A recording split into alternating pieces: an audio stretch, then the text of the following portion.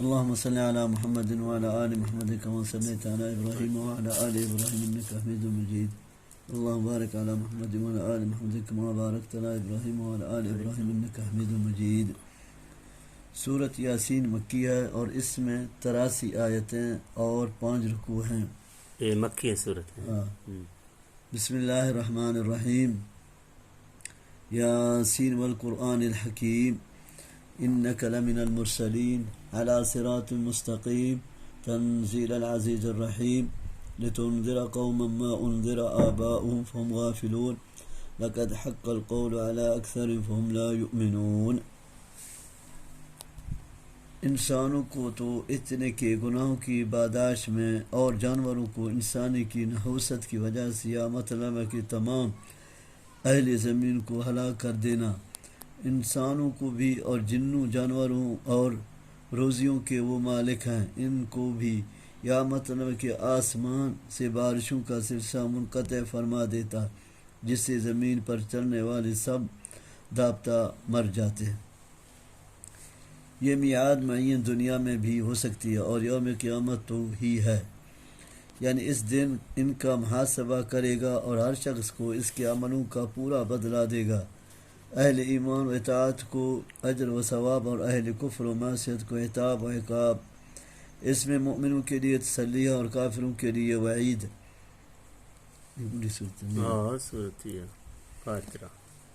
سورت یاسین کے فضائل میں بہت سی روایت مشہور ہیں. مثلا یہ قرآن کا دل ہے، اسے قریب المرک شخص پر پڑھو وغیرہ، لیکن سند کے لحاظ سے کوئی روایت بھی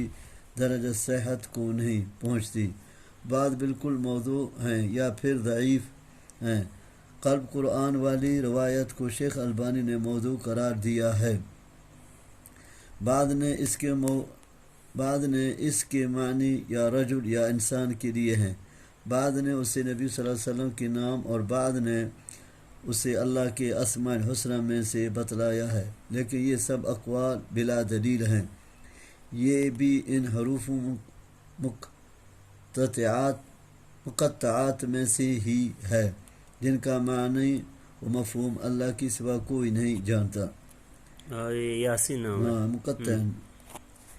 یا قرآن محکم کی جو نظم و معنی کے لحاظ سے محکم یعنی پختہ ہے.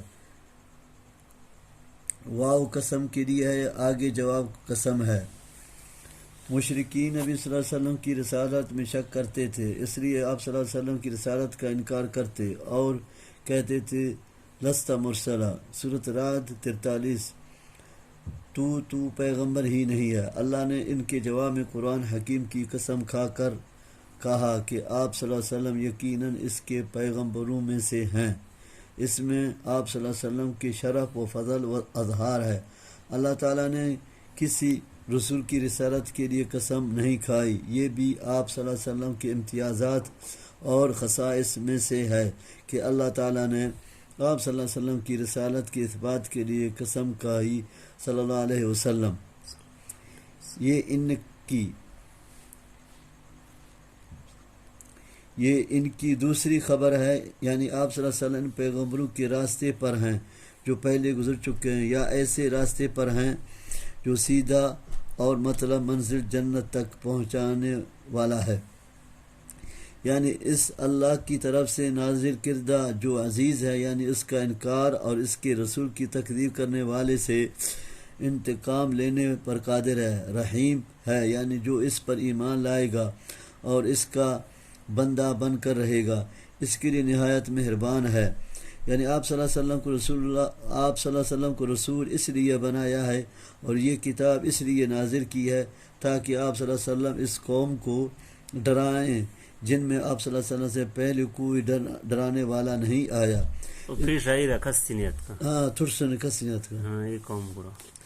اس لیے ایک مدت سے یہ لوگ دین حق سے بے خبر ہیں. یہ مضمون پہلی بھی کئی جگہ گزر چکا ہے کہ عربوں میں حضرت اسماعیل علیہ السلام کے بعد نبی صلی اللہ علیہ وسلم سے پہلے براہ راست کوئی نبی نہیں آیا. یہاں بھی اس چیز کو بیان کیا گیا ہے. جیسے ابو جہل، عتبہ، شیبہ وغیرہ. بات ثابت ہونے کا مطلب اللہ تعالیٰ کا یہ فرمان ہے کہ میں جہنم کو جنوں اور انسانوں سے بھر دوں گا۔ الف لام میم سجدہ آیت نمبر 13۔ شیطان سے بھی خطاب کرتے ہوئے اللہ نے فرمایا تھا میں جہنم کو تجھ سے اور تیرے پیروں کاروں سے بھر دوں گا۔ سورۃ صاد آیت نمبر 84۔ یعنی ان لوگوں نے شیطان کے پیچھے لگ کر اپنے آپ کو جہنم کا مستحق قرار دے لیا، کیونکہ اللہ نے تو ان کو اختیار و حریت ارادہ سے نوازا تھا، لیکن انہوں نے اس کا استعمال غلط کیا اور یوں جہنم کا ایندھن بن گئے۔ یہ نہیں کہ اللہ نے جبر ان کو ایمان سے محروم رکھا،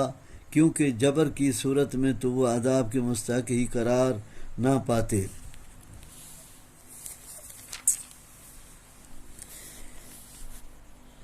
انا جعلنا في اعناقهم اغلالا فهي الى الاذقان فهم مقمحون وجعلنا من بين ايديهم سدا ومن خلفهم سدا فاغشيناهم فهم لا يبصرون وسواء عليهم أأنذرتهم أم لم تنذرهم لا يؤمنون إنما تنذر من اتبع الذكر وخشي الرحمن بالغيب فبشره بمغفرة وأجر كريم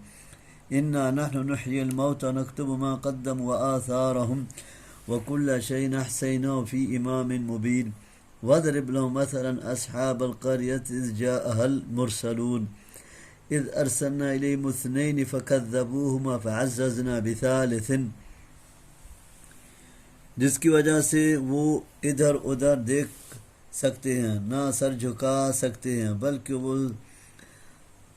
سر اوپر اٹھائے اور نگاہیں نیچے کیے ہوئے ہیں۔ یہ ان کے عدم قبول حق کی اور عدم انفاق کی تمثیل ہے۔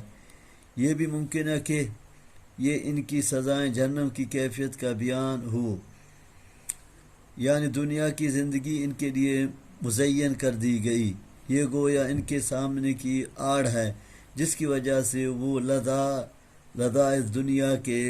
علاوہ کچھ نہیں دیکھتے، اور یہی چیز ان کے اور ایمان کے درمیان مانع اور حجاب ہے، اور آخرت کا تصور ان کے ذہنوں میں ناممکن الوقوع کر دیا گیا۔ یہ گویا ان کے پیچھے کی آڑ ہے جس کی وجہ سے وہ توبہ کرتے ہیں، نصیحت حاصل کرتے ہیں، کیونکہ آخرت کا کوئی خوف ہی ان کے دلوں میں نہیں ہے، یا ان کی آنکھوں کو ڈھانک دیا، یعنی رسول اللہ صلی اللہ علیہ وسلم سے عداوت اور اس کی دعوت حق سے نفرت نے ان کی آنکھوں پر پٹی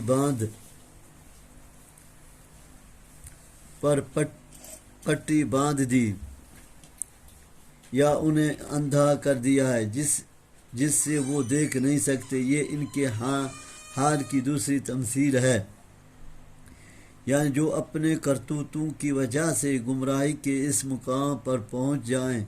ان کے لیے انداز بے فائدہ رہتا ہے، یعنی انداز سے صرف اس کو فائدہ پہنچتا ہے۔ یعنی قیامت والے دن یہاں احیاء موتا کے ذکر سے یہ اشارہ کرنا بھی مقصود ہے کہ اللہ تعالیٰ کافروں میں سے جس کا دل چاہتا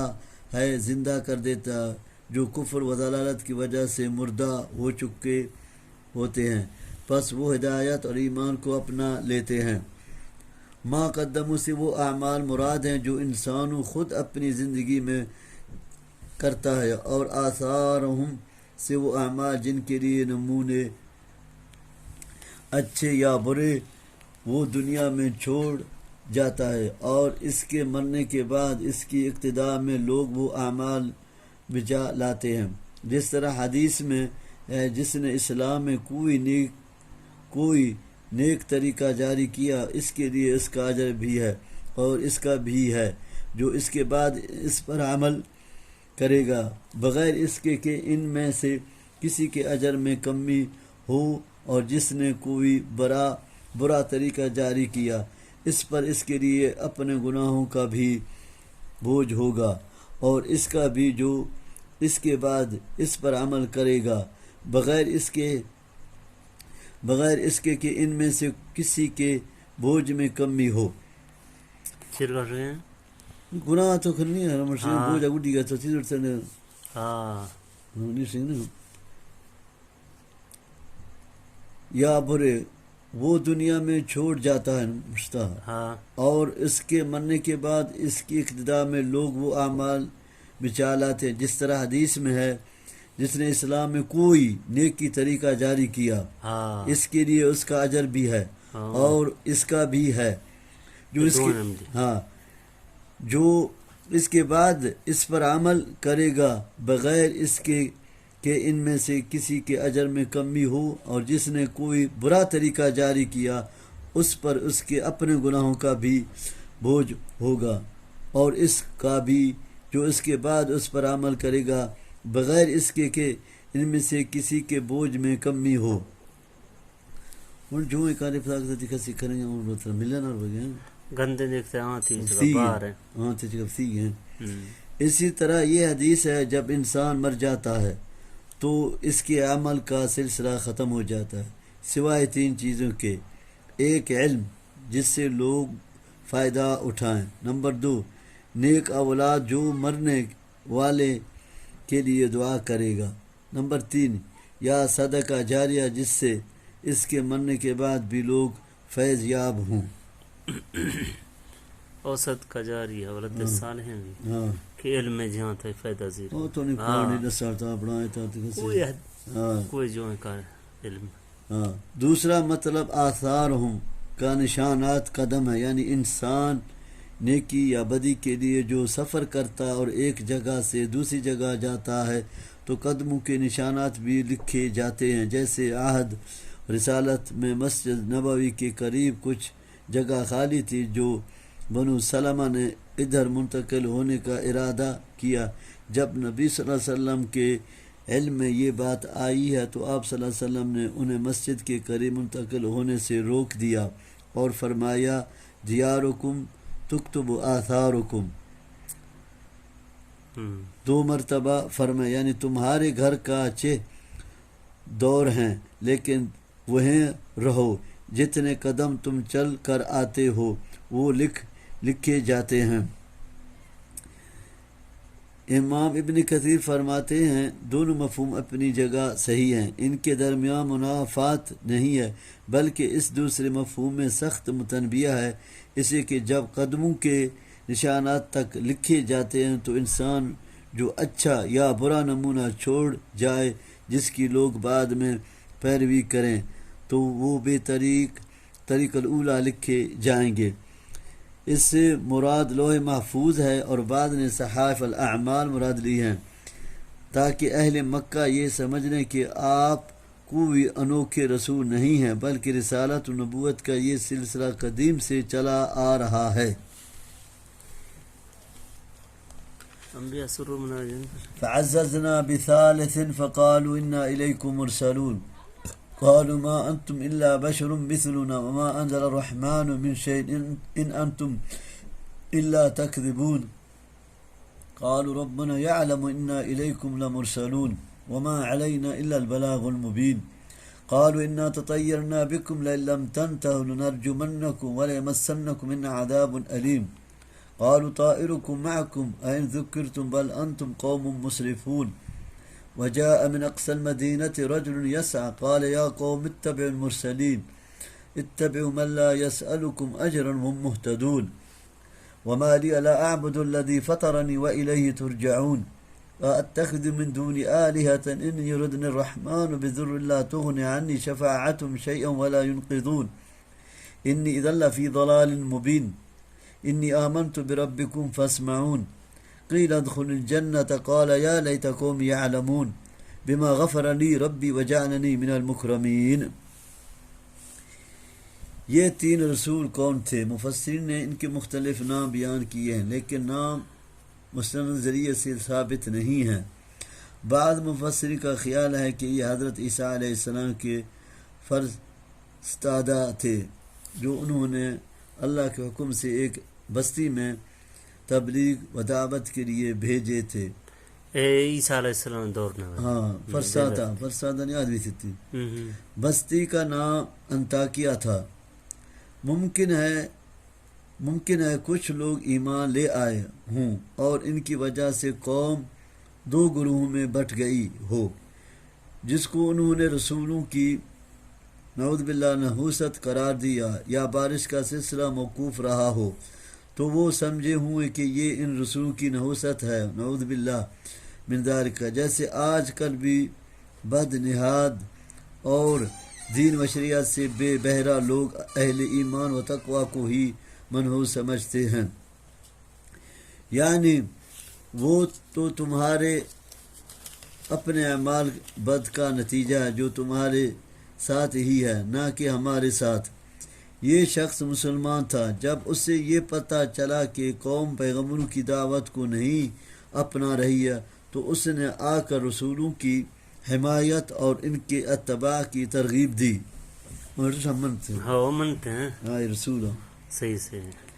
اپنے مسلک توحید کی وضاحت کی، جس سے مقصد اپنی قوم کی خیر خواہی اور ان کی صحیح رہنمائی ہے۔ یہ بھی ممکن ہے کہ اس قوم نے اس سے کہا ہو کہ کیا تو بھی اس معبود کی عبادت کرتا ہے جس کی طرف یہ مرسلین ہمیں بلا رہے ہیں،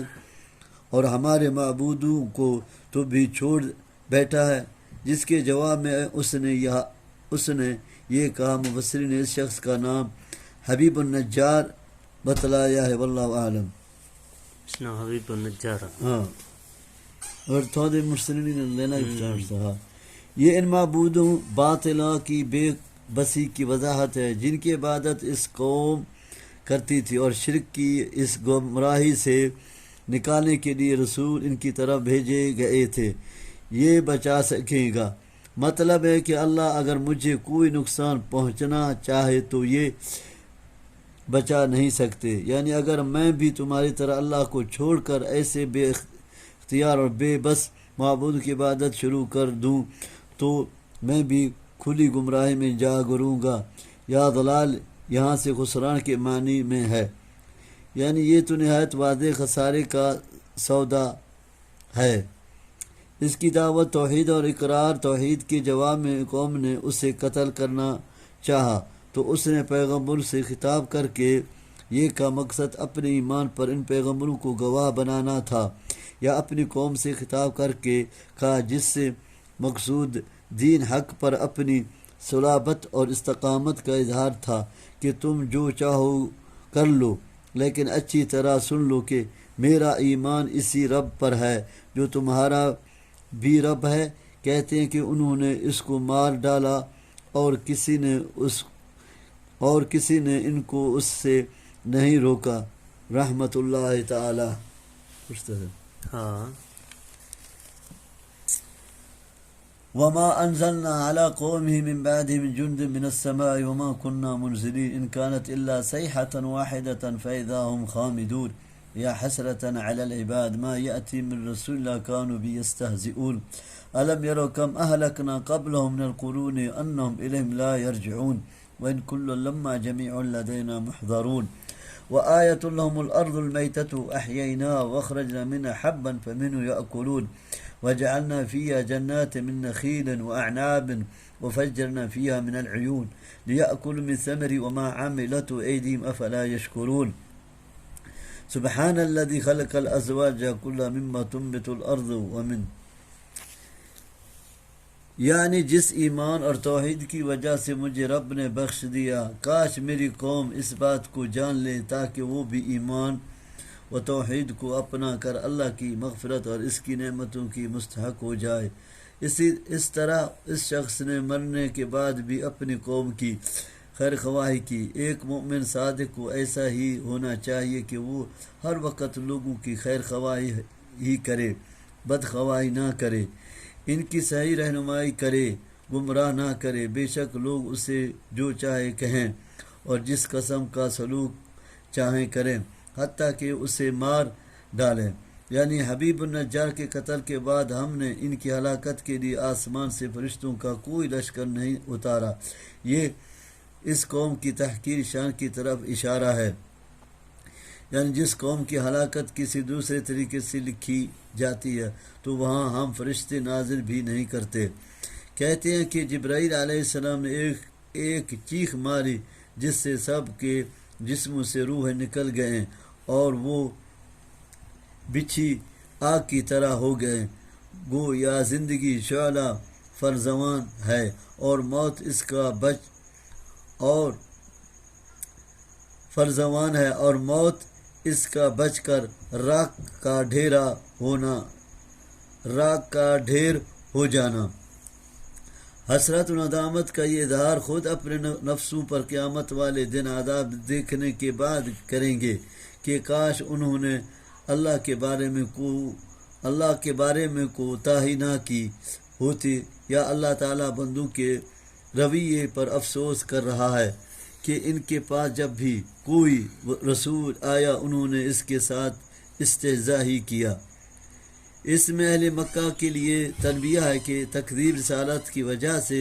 جس طرح پچھلی قومیں تباہ ہوئے یہ بھی تباہ ہو سکتے ہیں۔ اس میں ان نافیہ ہے اور لما اللہ کے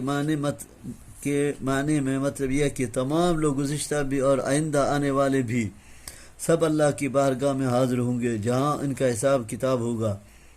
یعنی اللہ تعالیٰ کے وجود اس کی قدر تامہ اور مردوں کو دوبارہ زندہ کرنے پر نشانی، یعنی مردہ زمین کو زندہ کر کے ہم اس سے ان کی خوراک کے لیے صرف غلہ ہی نہیں اگاتے بلکہ ان کے کام و دہن کی لذت کے لیے انواع و اقسام کے پھل بھی کثرت سے پیدا کرتے ہیں۔ یہاں صرف 2 پھلوں کا ذکر اس لیے کیا ہے کہ یہ کثیر المنافع بھی ہیں اور عربوں کو مرغوب بھی ہیں، نیز ان کی پیداوار بھی عرب میں زیادہ ہے۔ پھر غلے کا ذکر پہلے کیا کیونکہ اس کی پیداوار بھی زیادہ ہے اور خوراک کی حیثیت سے اس کی اہمیت بھی مسلمہ۔ جب تک انسان روٹی یا چاول وغیرہ خوراک سے اپنا پیٹ نہیں بھرتا، محض پھل فروٹ سے اس کی غذائی ضرورت پوری نہیں ہوتی۔ کوئی معدہ چیز پھر بھی روٹی لازم، یعنی بعض جگہ چشمے کا بھی جاری کرتے ہیں جس کے پانی سے پیدا ہونے والے پھل لوگ کھائیں۔ امام نجی کے نزدیک یہاں معنافیہ ہے، یعنی غلوں اور پھلوں کی یہ پیداوار اللہ تعالیٰ کی خاص رحمت ہے جو وہ اپنے بندوں پر کرتا ہے۔ اس میں ان کی سعی و محنت، کدوکاش اور تصرف کا دخل نہیں ہے، پھر بھی یہ اللہ کی ان نعمتوں پر اس کا شکر کیوں نہیں کرتے؟ اور بعض کے نزدیک موصلہ ہے جو الذی کے معنی میں ہے، یعنی تاکہ وہ اس کا پھل کھائیں اور ان چیزوں کو جن کو ان کے ہاتھوں نے بنایا، ہاتھوں کا عمل ہے، زمین کو ہموار کر کے بیج بونا، اسی طرح پھلوں کے کھانے کے مختلف طریقے، مثلا انہیں نچوڑ کر ان کا رس پینا، مختلف فروٹوں کو ملا کر چاٹ بنانا وغیرہ۔ لذت لذت صحیح۔ أنفسهم ما لا يعلمون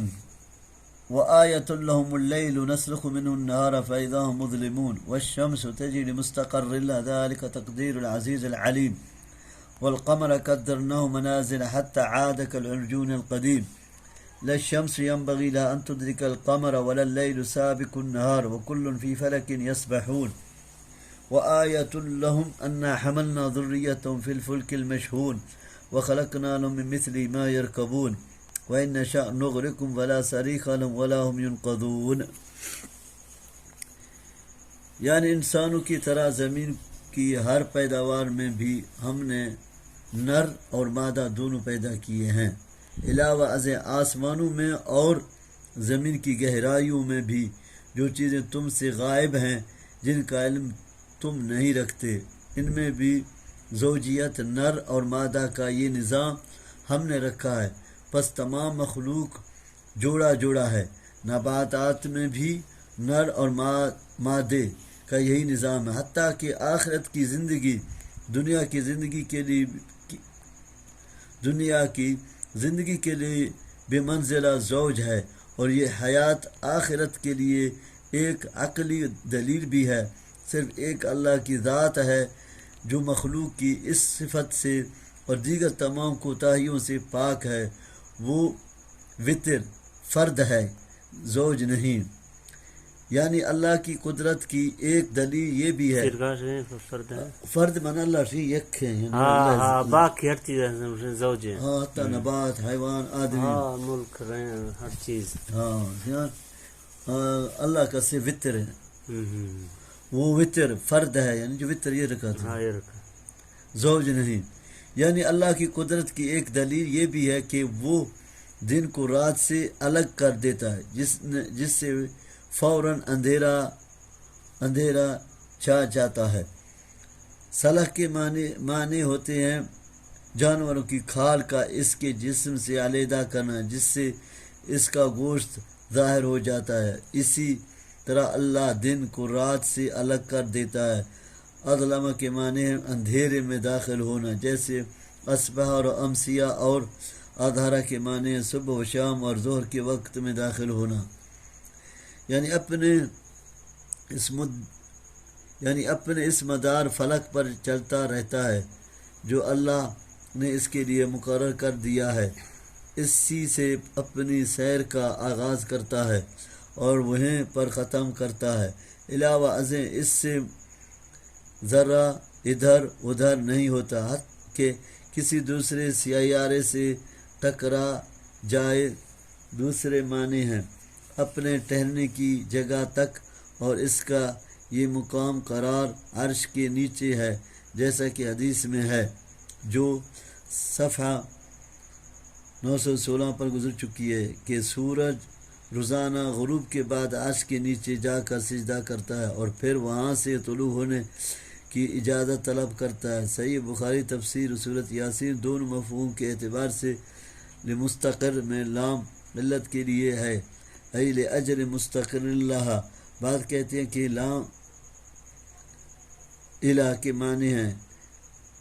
پھر مستقر یوم قیامت ہوگا، یعنی سورج کا یہ چلنا قیامت کے دن تک ہے. قیامت والے دن اس کی حرکت ختم ہو جائے گی. یہ تینوں مفہوم اپنی اپنی جگہ صحیح ہیں. چاند کی 28 منزلیں ہیں. روزانہ ایک منزل طے کرتا ہے، پھر 2 راتیں غائب رہ کر تیسری رات کو نکل آتا ہے.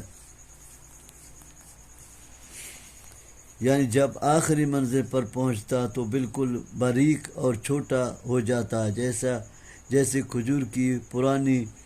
ٹمٹنی ہو جو سوکھ کر ٹیڑھی ہو جاتی ہے. چاند کی انہی گردشوں سے سکان ارض اپنے دونوں مہینوں اور سالوں کا حساب اور اپنے اوقات عبادت کا تعین کرتے ہیں. یعنی سورج کے لیے ممکن نہیں ہے کہ وہ چاند کو جا پکڑے جس سے ان کی روشنی ختم ہو جائے، بلکہ دونوں کا اپنا راستہ اور الگ الگ حد ہے. سورج دن ہی کو اور چاند رات ہی کو طلوع ہوتا ہے. اس کے برعکس کبھی نہیں ہوا، جو ایک مدبر کائنات کے وجود پر ایک بہت بڑی دلیل ہے. بلکہ یہ بھی ایک نظام میں بندھے ہوئے ہیں اور ایک دوسرے کے بعد آتے ہیں. کل سے سورج، چاند یا اس کے ساتھ دوسرے کو کواکب مراد ہیں. سب اپنے اپنے مدار پر گھومتے ہیں، ان کا باہمی ٹکراؤ نہیں ہوتا. اس میں اللہ تعالیٰ اپنے اس احسان کا تذکرہ فرما رہا ہے کہ اس نے تمہارے لیے سمندر میں کشتیوں کا چلنا آسان فرما دیا، حتیٰ کہ تم اپنے ساتھ بھری ہوئی آتشیوں میں اپنے بچوں کو بھی لے جاتے ہو. دوسرے معنی یہ کیے گئے ہیں کہ ذریہ سے مقصود آبائے ذریت ہیں، اور کشتی سے مراد کشتی نوح علیہ السلام ہے. یعنی سفینہ نوح علیہ السلام میں ان لوگوں کو بٹھایا جن سے بعد میں نسل انسانی چلی گویا نسل انسانی کے آبا اس میں سوار تھے. اس سے مراد ایسی سواریاں ہیں جو کشتی کی طرح انسان اور سامان تجارت کو ایک جگہ دوسری جگہ لے جاتی ہیں. اس میں قیامت تک پیدا ہونے والی چیزیں آ گئے، جیسے ہوائی جہاز، بحری جہاز، ریلیں، بسیں، کاریں اور دیگر نقل و حرکت. کوئی بندہ فائدہ وستے إلا رحمة منا ومتاعا إلى حين وإذا قيل لهم اتقوا ما بين أيديكم وما خلفكم لعلكم ترحمون وما تأتي من آية من آيات ربهم إلا كانوا عنها معرضين. قيل لهم وإذا قيل لهم أنفقوا مما رزقكم الله قال الذين كفروا للذين آمنوا أنطعم من لا يشاء الله أطعمه إن أنتم إلا في ضلال مبين ويقولون متى هذا الوعد إن كنتم صادقين ما ينظرون إلا صيحة واحدة تأخذهم يخصمون فلا يستطيعون توصية ولا إلى أهلهم يرجعون ونفخ في الصور فإذا هم من الأجداث إلى ربهم ينسلون قالوا يا ويلنا من بعثنا من مرقدنا هذا ما وعد الرحمن وصدق المرسلون إن كانت إلا صيحة واحدة فإذا هم جميع لدينا محضرون وآية لهم فاليوم لا تظلم نفس شيئا ولا تجزون إلا ما كنتم تعملون إن أصحاب الجنة اليوم في شغل فاكهون هم وأزواج في ظلال على الأرائك متكئون لهم فيها فاكهة ولهم ما يدعون. یعنی توحید اور صداقت رسول کی جو نشانی بھی ان کے سامنے آتی ہیں اس میں یہ غور ہی نہیں کرتے کہ جس سے ان کو فائدہ ہو، ہر نشانی سے اعراض ان کا شیوا ہے، یعنی غرباء و مساکین اور ضرورت مندوں کو دو، یعنی اللہ چاہتا تو ان کو غریب ہی نہ کرتا، ہم ان کو دے کر اللہ کی مشیت کے خلاف کیوں کریں؟ یعنی یہ کہہ کر کہ غرباء کی مدد کرو، کھلی غلطی کا مظاہرہ کر رہے ہو، یہ بات تو ان کی صحیح تھی کہ غربت و ناداری اللہ کی مشیت ہی سے تھی، لیکن اس کو اللہ کے حکم سے اعراض کا جواز بنا لینا غلط تھا۔ آخر ان کی امداد کرنے کا حکم دینے والا بھی تو اللہ ہی تھا، اس کی رضا تو اسی میں ہے کہ غرباء مساکین کی امداد کی جائے، اس لیے کہ مشیت اور چیز ہے، اور رضا اور چیز مشیت کا تعلق امور تکوینی سے ہے، جس کے تحت جو کچھ بھی ہوتا ہے اس کی حکمت و مصلحت اللہ کے سوا کوئی نہیں جانتا، اور رضا کا تعلق امور تشریعی سے ہے جن کو بچا لانے کا ہمیں حکیم دیا گیا ہے تاکہ ہمیں اس کی رضا حاصل ہو۔ یعنی لوگ بازاروں میں خرید و فروخت اور حسب عادت بحث و تکرار میں مصروف ہوں گے کہ اچانک سور پھونک دیا جائے گا اور قیامت پر ہو جائے گی، یہ نفخہ اولا ہوگا جس نفخہ فضا بھی کہتے ہیں۔ یہاں سے کاروبار نہ مصروف ہیں، ہاں لپو کاکات کا بیاہ یا اچھی صاف کر چیرو ہاں اور سے ہاں نہیں سارے بہت کم سوچنے نا کیا ہم دیکھا ہے۔ ہاں یعنی لوگ بازاروں میں خرید و فروخت اور حسب عادات بحث و تکرار میں مصروف ہوں گے کہ اچانک سور پھونک دیا جائے گا اور قیامت پر ہو جائے گی، یہ نفخہ اولا ہوگا جس سے نفخہ فزع بھی کہتے ہیں کہا جاتا ہے کہ اس کے بعد دوسرا نفخہ ہوگا نفخۃ الصعقہ، جس سے اللہ تعالیٰ کے سوا سب موت کی آغوش میں چلے جائیں گے۔ پہلے قول کی بنا پر یہ نفخہ ثانیہ اور دوسرے قول کی بنا پر یہ نفخہ ثالثہ ہوگا جسے نفخہ البعث والنشور کہتے ہیں۔ اس سے لوگ قبروں سے زندہ ہو کر اٹھ کھڑے ہوں گے۔ مجھ سے پھونکا ہوں ہاں قبر کو خواب گاہ سے تعبیر کرنے کا مطلب یہ نہیں کہ قبر میں ان کو عذاب نہیں ہوگا، بلکہ بعد میں جو ہولناک مناظر اور عذاب کی شدت دیکھیں گے اس کے مقابلے میں انہیں قبر کی زندگی ایک خواب ہی محسوس ہوگی۔ فاکہون کے معنی ہیں فرحون خوش، مسرت، بکنار۔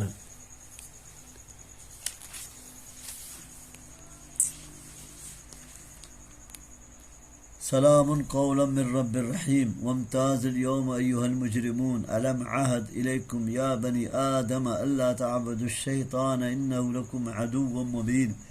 وان اعبدونی هذا صراط مستقیم ولقد اضل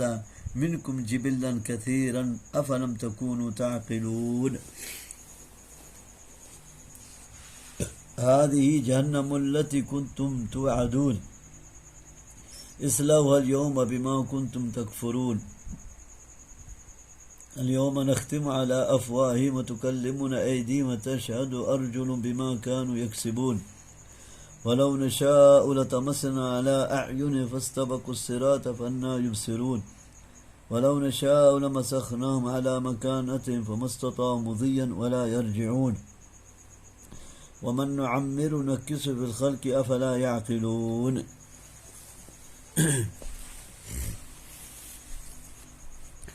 اللہ کا یہ سلام فرشتے اہل جنت کو پہنچائیں گے. بعد کہتے ہیں کہ اللہ تعالیٰ خود سلام سے نوازے گا، یعنی اہل ایمان سے الگ ہو کر کھڑے ہو، یعنی میدان محشر میں اہل ایمان و اطاعت رہنے و کفر و معصیت الگ الگ کر دی جائیں گے. جیسے دوسرے مقام پر فرمایا وَيَوْمَ تَقُومُ السَّاعَةُ يَوْمَئِذٍ يَتَفَرَّقُونَ يَوْمَئِذٍ يَصَّدَّعُونَ ای یصیرون صدعین فرقتین، اس دن لوگ دو گروہوں میں بٹ جائیں گے. دوسرا مطلب ہے کہ مجرمین ہی کو مختلف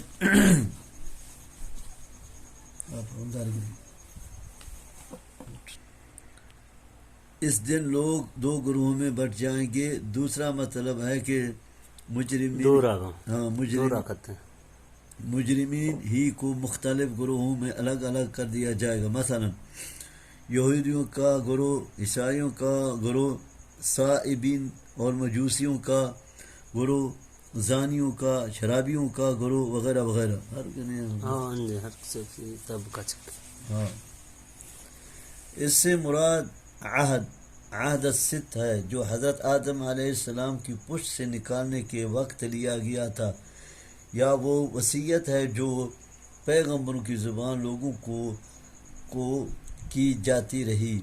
اور بعد کے نزدیک وہ دلائل عقلیہ ہیں جو آسمان و زمین میں اللہ نے قائم کیے ہیں.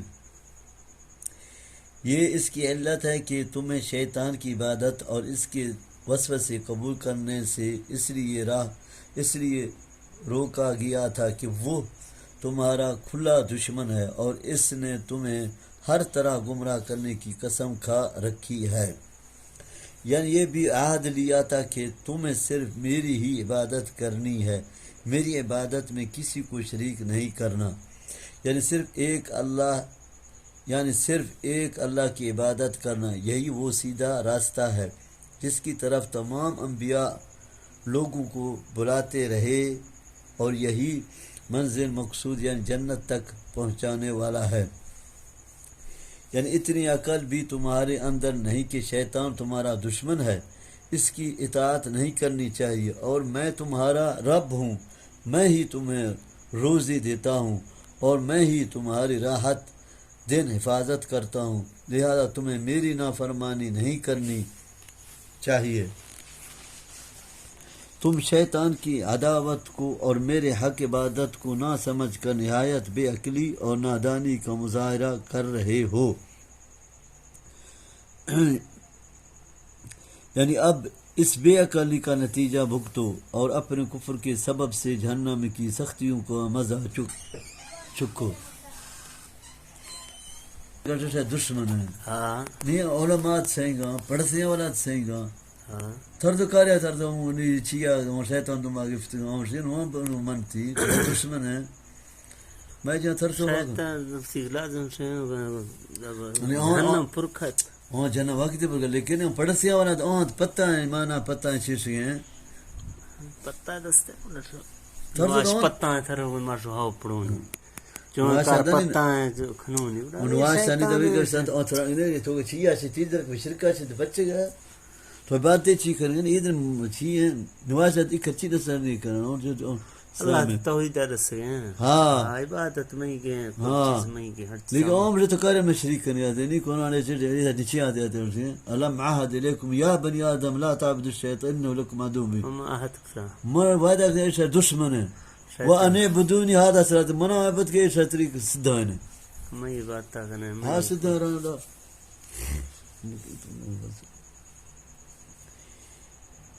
یعنی اب اس بے عقلی کا نتیجہ بھگتو اور اپنے کفر کے سبب سے جہنم کی سختیوں کو مزہ چکو۔ یہ مہر لگانے کی ضرورت اس لیے پیش آئے گی کہ ابتدا مشرک قیامت والے دن بھی جھوٹ بولیں گے اور کہیں گے کہ واللہ ربنا ما کننا مشرکین، میں قسم زیروں سے۔ سورۃ انعام آیت 30۔ اللہ کی قسم جو ہمارا رب ہے ہم مشرک نہیں تھے۔ چنانچہ اللہ تعالیٰ ان کے منہوں پر مہر لگا دے گا جس سے وہ خود تو بولنے کی طاقت سے محروم ہو جائیں گے، البتہ اللہ تعالیٰ اعضاء انسان کو قوت کو یا عطا فرما دے گا۔ ہاتھ بولیں گے کہ ہم سے اس نے فلاں فلاں کام کیا تھا، اور پاؤں اس پر گواہی دیں گے۔ یوں گویا اقرار اور شہادت دونوں مرحلے طے ہو جائیں گے۔ علاوہ ازیں ناطق کے مقابلے میں غیر ناطق چیزوں کا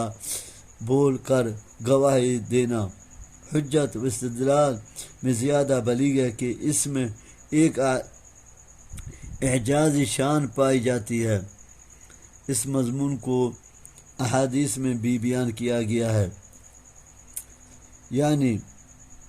بینائی سے محرومی کے بعد انہیں راستہ کس طرح دکھائی دیتا، لیکن یہ تو ہمارا حلم و کرم ہے کہ ہم نے ایسا نہیں کیا، یعنی نہ آگے جا سکتے نہ پیچھے لوٹ سکتے، بلکہ پتھر کی طرح ایک جگہ پر پڑے رہتے۔ مسح کے معنی پیدائش میں تبدیلی کے ہیں، یعنی انسان سے پتھر یا جانور کی شکل میں تبدیل کر دیتا۔ اللہ تو انسان طریقہ پیدا کرتا، نہیں طرح پتھر ایک سے، نہیں طرح جانور ایک سے، ہر چیز سنگ سمجھے گزرتا ہے جوڑتے۔ وما علمناه الشعر وما ينبغي له إن هو إلا ذكر وقرآن مبين لينذر من كان حيا ويحق القول على الكافرين أولم يروا أنا خلقنا لهم مما عملت أيدينا أنعاما فهم لها مالكون وذللنا لهم فمنها ركوبهم ومنها يأكلون ولهم فيها منافع ومشارب أفلا يشكرون واتخذوا من دون الله آلهة لعلهم ينصرون۔ یعنی جس کو ہم لمبی عمر دیتے ہیں اس کی پیدائش کو بدل کر برعکس حالت میں کر دیتے ہیں، یعنی جب وہ بچہ ہوتا ہے تو اس کی نشو و نما جاری رہتی ہے اور اس کی عقل اور بدنی قوت میں اضافہ ہوتا رہتا ہے حتیٰ کہ وہ جوانی اور کہولت کو پہنچ جاتا ہے۔ اس کے بعد اس کے برعکس اس کے قوائے عقلیہ و بدنیہ میں ضعف و انحطاط کا عمل شروع ہو جاتا ہے، حتیٰ کہ وہ ایک بچے کی طرح ہو جاتا ہے۔ مزن بھی کر رہے ہیں، کل مٹھا عقل بدن ضعف بھی وہ ساگ وسم چکرا کہ جو اللہ اس طرح کر سکتا ہے کیا وہ دوبارہ انسانوں کو زندہ کرنے پر قادر نہیں؟ مشرکین مکہ نبی صلی اللہ علیہ وسلم کی تکذیب کے لیے مختلف قسم کی باتیں کہتے رہتے تھے۔ ان میں ایک بات یہ بھی تھی کہ آپ شاعر ہیں اور یہ قرآن پاک آپ کی شاعرانہ تک بندی ہی ہے۔ اللہ تعالیٰ نے اس کی نفی فرمائی کہ آپ شاعر ہیں اور نہ قرآن شعری کلام کا مجموعہ ہے، بلکہ یہ تو صرف نصیحت اور موعظت ہے۔ شاعری میں بالعموم مبالغہ، افراط و تفریط اور محض تخلیلات کی نظرت کاری ہوتی ہے، یوں گویا اس کی بنیاد جھوٹ پر ہوتی ہے۔ علاوہ ازیں شاعر محض گفتار کے غازی ہوتے ہیں، کردار کے نہیں۔ اس لیے اللہ تعالیٰ نے فرمایا کہ ہم نے نہ صرف یہ کہ اپنے پیغمبر کو شعر نہیں سکھلائے، نہ اشعار کی اس پر وحی کی، بلکہ اس کے مزاج و طبیعت کو ایسا بنایا کہ شعر سے اس کو کوئی مناسبت ہی نہیں ہے۔ یہی وجہ ہے کہ آپ صلی اللہ علیہ وسلم کبھی کسی کا شعر پڑھتے تو اکثر صحیح نہ پڑھ پاتے اور اس کا وزن ٹوٹ جاتا، جس کی مثالیں احادیث میں موجود ہیں۔ یہ احتیاط اس لیے کی گئی کہ منکرین پر اتمام حجت اور ان کی شبہات کا خاتمہ کر دیا جائے، اور وہ یہ نہ کہہ سکے کہ یہ قرآن اس کی شاعرانہ تک بندی کا نتیجہ ہے، جس طرح آپ کی امیت بھی قطع شبہات کے لیے تھی، تاکہ لوگ قرآن کی بابت یہ نہ کہہ سکیں کہ یہ تو اس نے فلاں سے سیکھ پڑھ کر اس کو مرتب کر لیا ہے۔ البتہ بعض مواقع پر آپ کی زبان مبارک سے ایسے الفاظ کا نکل جانا جو دو مصرعوں کی طرح ہوتے اور شعری اوزان و بحور کے بھی مطابق ہوتے، آپ کے شاعر ہونے کی دلیل نہیں بن سکتے، کیونکہ ایسا آپ کے قصد و ارادہ کے بغیر ہو، اور ان کا شعری قالب میں ڈھل جانا ایک اتفاق تھا، جس طرح حنین والے دن آپ کی زبان پر بے اختیار یہ رجز جاری ہو گیا، انا النبی لا کذب انا ابن مطلب۔ ایک اور موقع پر آپ صلی اللہ علیہ وسلم کی انگلی زخمی ہو گئی تو آپ صلی اللہ علیہ وسلم نے فرمایا هل انت الا اسبع دمیت وفی سبیل اللہ ما لقیت۔ یعنی دست زخمی بھی صحیح ہاں گڈا سی ویچی الفاظ ارتھ ہے هل انت الا اسبع دمیت وفی سبیل اللہ ما لقیت، تو انہیں سبیل اللہ سے جنگ آتے دست ہونے بھی صحیح۔ اچھا یہ معنی ہاں هل انت الا اسبع دمیت من ہونے بھی ہاں وفی سبیل اللہ ما لقیت، اللہ وسع یعنی تو یہ کار بھی تھا دست فی سبیل اللہ ما لقیت، یعنی جس کا دل صحیح ہے حق قبول کرتا اور باطل سے انکار کرتا ہے، یعنی جو کفر پر مصر ہو اس پر عذاب والی بات ثابت ہو جائے۔ لینذر میں ضمیر کا مرجع قرآن ہے، اس سے غیروں کی شرکت کی نفی ہے، ان کو ہم نے اپنے ہاتھوں سے بنایا ہے، کسی اور کا ان کے بنانے میں حصہ نہیں ہے۔ انعام نعم کی جمع ہے، اس سے مراد جو پائے یعنی اونٹ، گائے، بکری اور بھیڑ دمبا ہیں، یا جس طرح چاہتے ہیں ان میں تصرف کرتے ہیں۔ اگر ہم ان کے اندر وحشی بن رکھ دیتے جیسا کہ بعض جانوروں میں ہے تو یہ جو پائیں ان سے دور بھاگتے اور وہ ان کی ملکیت اور قبضے میں ہی نہ آ سکے، یعنی ان جانوروں سے وہ جس طرح کا بھی فائدہ اٹھانا چاہتے ہیں وہ انکار نہیں کرتے، حتیٰ کہ وہ انہیں ذبح بھی کر دیتے ہیں اور چھوٹے بچے بھی انہیں کھینچنے پھرتے ہیں، یعنی سواری اور کھانے کے علاوہ بھی ان سے بہت سے فائدے حاصل کی جاتے ہیں۔ مثلا ان کی اون اور بالوں سے کئی چیزیں بنتی ہیں، ان کی چربی سے تیل حاصل ہوتا ہے، اور یہ پار برادری اور کھیتی باڑی کے بھی کام آتے ہیں۔ یہ ان کے کفر و نعمت کا اظہار ہے کہ مذکورہ نعمتیں جن سے یہ فائدہ اٹھاتے ہیں سب اللہ کی پیدا کردہ ہے، لیکن یہ بجائے اس کے کہ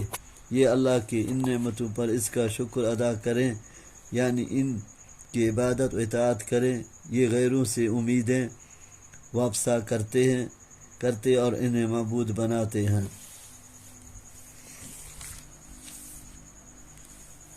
لا يستطيعون نصرهم وهم لهم جند محضرون فلا يحزنك قولهم إنا نعلم ما يسرون وما يعلنون أولم ير الإنسان أنا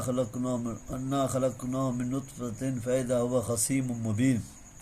وضرب لنا مثلا ونسي خلقه قال من يحيي العظام وهي رميم قل يحييها الذي أنشأ أول مرة وهو بكل خلق عليم الذي جعل لكم من الشجر الأخضر نارا فإذا أنتم منه توقدون أوليس الذي خلق السماوات والأرض بقادر على أن يخلق مثلهم بلى وهو الخلاق العليم إنما أمره إذا أراد شيئا أن يقول له كن فيكون فسبحان الذي بيده ملكوت كل شيء وإليه ترجعون. جن سے مراد بتوں کی حمایتی اور ان کی طرف سے مدافعت کرنے والے، محضرون دنیا میں ان کے پاس حاضر ہونے والے. مطلب یہ ہے کہ یہ جن بتوں کو معبود سمجھتے ہیں وہ ان کی مدد کیا کریں گے، وہ تو خود اپنی مدد کرنے سے بھی قاصر ہیں. انہیں کوئی برا کہے، ان کی مذمت کرے تو یہی ان کی حمایت و مدافعت میں سرگرم ہوتے ہیں، نہ کہ خود ان کے وہ معبود. یعنی جو اللہ تعالیٰ انسان کو ایک حقیر نطفے سے پیدا کرتا ہے، وہ دوبارہ اس کو زندہ کرنے پر قادر نہیں ہے. اس کی قدرت احیاء موتا کا ایک واقعہ حدیث میں بیان کیا گیا ہے کہ ایک شخص نے مرتے وقت وصیت کی کہ مرنے کے بعد اسے جلا کر اس کی آدھی راکھ سمندر میں اور آدھی راکھ تیز ہوا والے دن خشکی میں اڑا دی جائے. اللہ تعالیٰ نے ساری راکھ جمع کر کے اسے زندہ فرمایا اور اس سے پوچھا تو نے ایسا کیوں کیا؟ اس نے کہا تیرے خوف سے، چنانچہ اللہ نے اسے معاف فرما دیا. کہتے ہیں عرب میں 2 درخت ہیں، مرخ اور عفار. ان کی 2 لکڑیاں آپس میں رگڑی جائیں تو آگ پیدا ہوتی ہے. یہ 2 دھار تھا. ہاں میں آ گیا آج گئے کوئی میں گرات کوتا میں درا کوتا میں ای دار کون تھا اكو چوک ساس یہ سے دار خنا والا سر گئے. ہاں استا قیمتی. ہاں عرب میں 2 درخت ہیں، مرخ اور عفار. ان کی 2 لکڑیاں آپس میں رگڑی جائیں تو آگ پیدا ہوتی ہے. سبز درخت سے آگ پیدا کرنے کے حوالے سے اسی طرح اشارہ مقصود ہے. یعنی انسانوں جیسے، مطلب انسانوں کو دوبارہ پیدا کرنا ہے جس طرح انہیں پہلی مرتبہ پیدا کیا. آسمان و زمین کی پیدائش سے انسانوں کو دوبارہ پیدا کرنے پر استدلال کیا ہے. جس طرح دوسرے مقام پر فرمایا لخلق السماوات والارض اکبر من خلق الانسان. آسمان زمین کی پیدائش لوگوں کے نزدیک انسان کی پیدائش سے زیادہ مشکل کام ہے. سورۃ احقاف 33 آیات میں یہ مضمون بیان کیا گیا ہے. یعنی اس کی شان تو یہ ہے، پھر اس کے لیے سب انسانوں کا زندہ کر دینا کون سا مشکل معاملہ ہے. ملک اور ملوکت دونوں کے ایک ہی معنی ہیں. بادشاہی جیسا رحمت اور رحمت و رہبہ اور رہوبت، جبر اور جبروت وغیرہ بعد اس کی مبارک کا صیغہ قرار دیتے ہیں. یعنی ملوکت ملک کا مبالغہ ہے. یعنی یہ نہیں ہوگا کہ مٹی میں رل مل کر تمہارا وجود ہمیشہ کے لیے ختم ہو جائے، نہیں، بلکہ اس سے دوبارہ وجود عطا کیا جائے گا. یہ بھی نہیں ہوگا کہ تم بھاگ کر کسی اور کے پاس پناہ طلب کر لو. تمہیں بہرحال اللہ ہی کی بارگاہ میں حاضر ہونا ہوگا جہاں وہ عملوں کے مطابق اچھی یا بری جزا دے گا. بس یہ صورت ہے سورۃ صافات. سورۃ صافات مکی ہے اور اس میں 182 آیتیں اور 5 رکوع ہیں. والصافات صفا والزاجرات زجرا فالتالیات ذکرا ان الہکم لواحد. اللہ سے یک ہے نا. صافات، زاجرات، تالیات فرشتوں کی صفات ہیں. آسمانوں پر اللہ کی عبادت کے لیے صرف باندھنے والے یا اللہ صفات. ہاں. صافات رب السماوات والارض وما بینہما ورب المشارق انا زینا السماء الدنیا بزینة الكواكب وحفظا من كل شیطان مارد لا يسمعون الى الملأ الاعلى ويقذفون من كل جانب. دحورا ولم عذاب واصب إلا من خطف الخطفة فأتبع شهاب ثاقب 87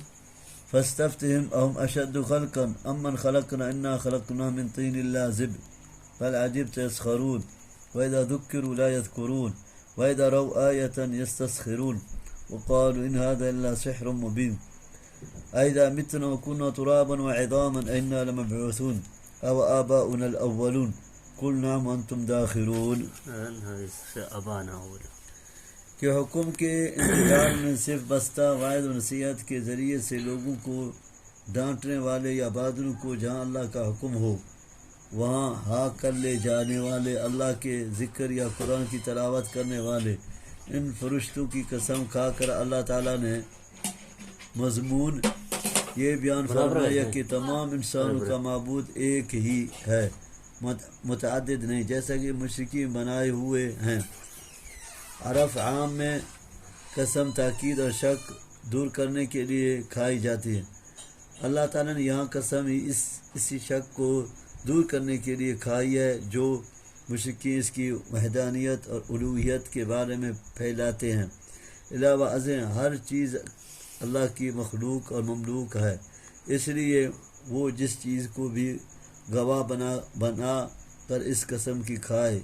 اس کے لیے عاجز ہے لیکن انسانوں کے لیے اللہ کے سوا کسی اور کی قسم کھانا بالکل ناجائز اور حرام ہے کیونکہ قسم میں جس کی قسم کھائی جاتی ہے اس سے گواہ بنانا مقصود ہوتا ہے اور گواہ اللہ کے سوا کوئی نہیں بن سکتا کہ عالم الغیب صرف وہی ہے اس کے سوا کوئی عالم الغیب نہیں مطلب ہے مشارق و مغارب کا رب جمع کا لفظ اس لیے استعمال کیا گیا ہے جیسا کہ بعض کہتے ہیں کہ سال کے دنوں کی تعداد کے برابر مشرق مغرب ہیں سورج ہر روز ایک مشرق سے نکلتا اور ایک مغرب میں غروب ہوتا ہے اور سورت رحمان میں مشرقین اور مغربین تنبیہ کے ساتھ ہیں یعنی 2 مشرق اور 2 مغرب اس سے مراد وہ مشرقین اور مغربین ہیں جن سے سورج گرمی اور سردی میں طلوع و غروب ہوتا ہے یعنی ایک انتہائی آخری مشرق و مغرب اور دوسرا مختصر یا قریب ترین مشرق و مغرب جہاں مشرق و مغرب کو مفرد ذکر کیا گیا ہے اس سے مراد وہ چھت ہے جس سے سورج طلوع یا غروب ہوتا ہے یعنی آسمان دنیا پر زینت کے علاوہ ستاروں کا دوسرا مقصد یہ ہے کہ سرکش شیاطین سے حفاظت ہو چنانچہ شیطان آسمان پر کوئی بات سننے کے لیے جاتے ہیں تو ستارے ان پر ٹوٹ کر گرتے ہیں ہاں جس سے بالعموم شیطان جل جاتے ہیں جیسا کہ اگلی آیات اور احادیث سے واضح ہے ستاروں کا ایک تیسرا مقصد رات کی تاریکیوں میں رہنمائی بھی ہے جیسا کہ قرآن میں دوسرے مقام پر بیان فرمایا گیا ہے ان مقاصد کائنہ کے علاوہ ستاروں کا اور کوئی مقصد بیان نہیں کیا گیا ہے یعنی ہم نے جو زمین ملائکہ آسمان جیسی چیزیں بنائی ہیں جو اپنے حجم اور وسعت کے لحاظ سے نہایت انوکھی ہیں کیا ان لوگوں کی پیدائش اور دوبارہ ان کو زندہ کرنا ان چیزوں کی تخلیق سے زیادہ سخت اور مشکل ہے یقیناً نہیں یعنی ان کے باپ آدم علیہ السلام کو تو ہم نے مٹی سے پیدا کیا ہے مطلب یہ کہ یہ انسان آخرت کی زندگی کو کتنا مستبعد کیوں سمجھتے ہیں درحالانہ کہ ان کی پیدائش ایک نہایت ہی حقیر اور کمزور چیز سے ہوئی ہے جبکہ خلقت میں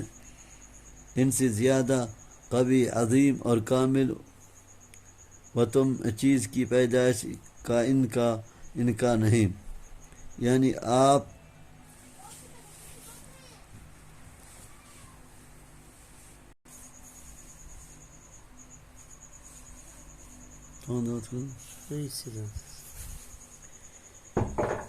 یعنی ان کے باپ آدم علیہ السلام کو تو ہم نے مٹی سے پیدا کیا مطلب یہ کہ یہ انسان آخرت کی زندگی کو اتنا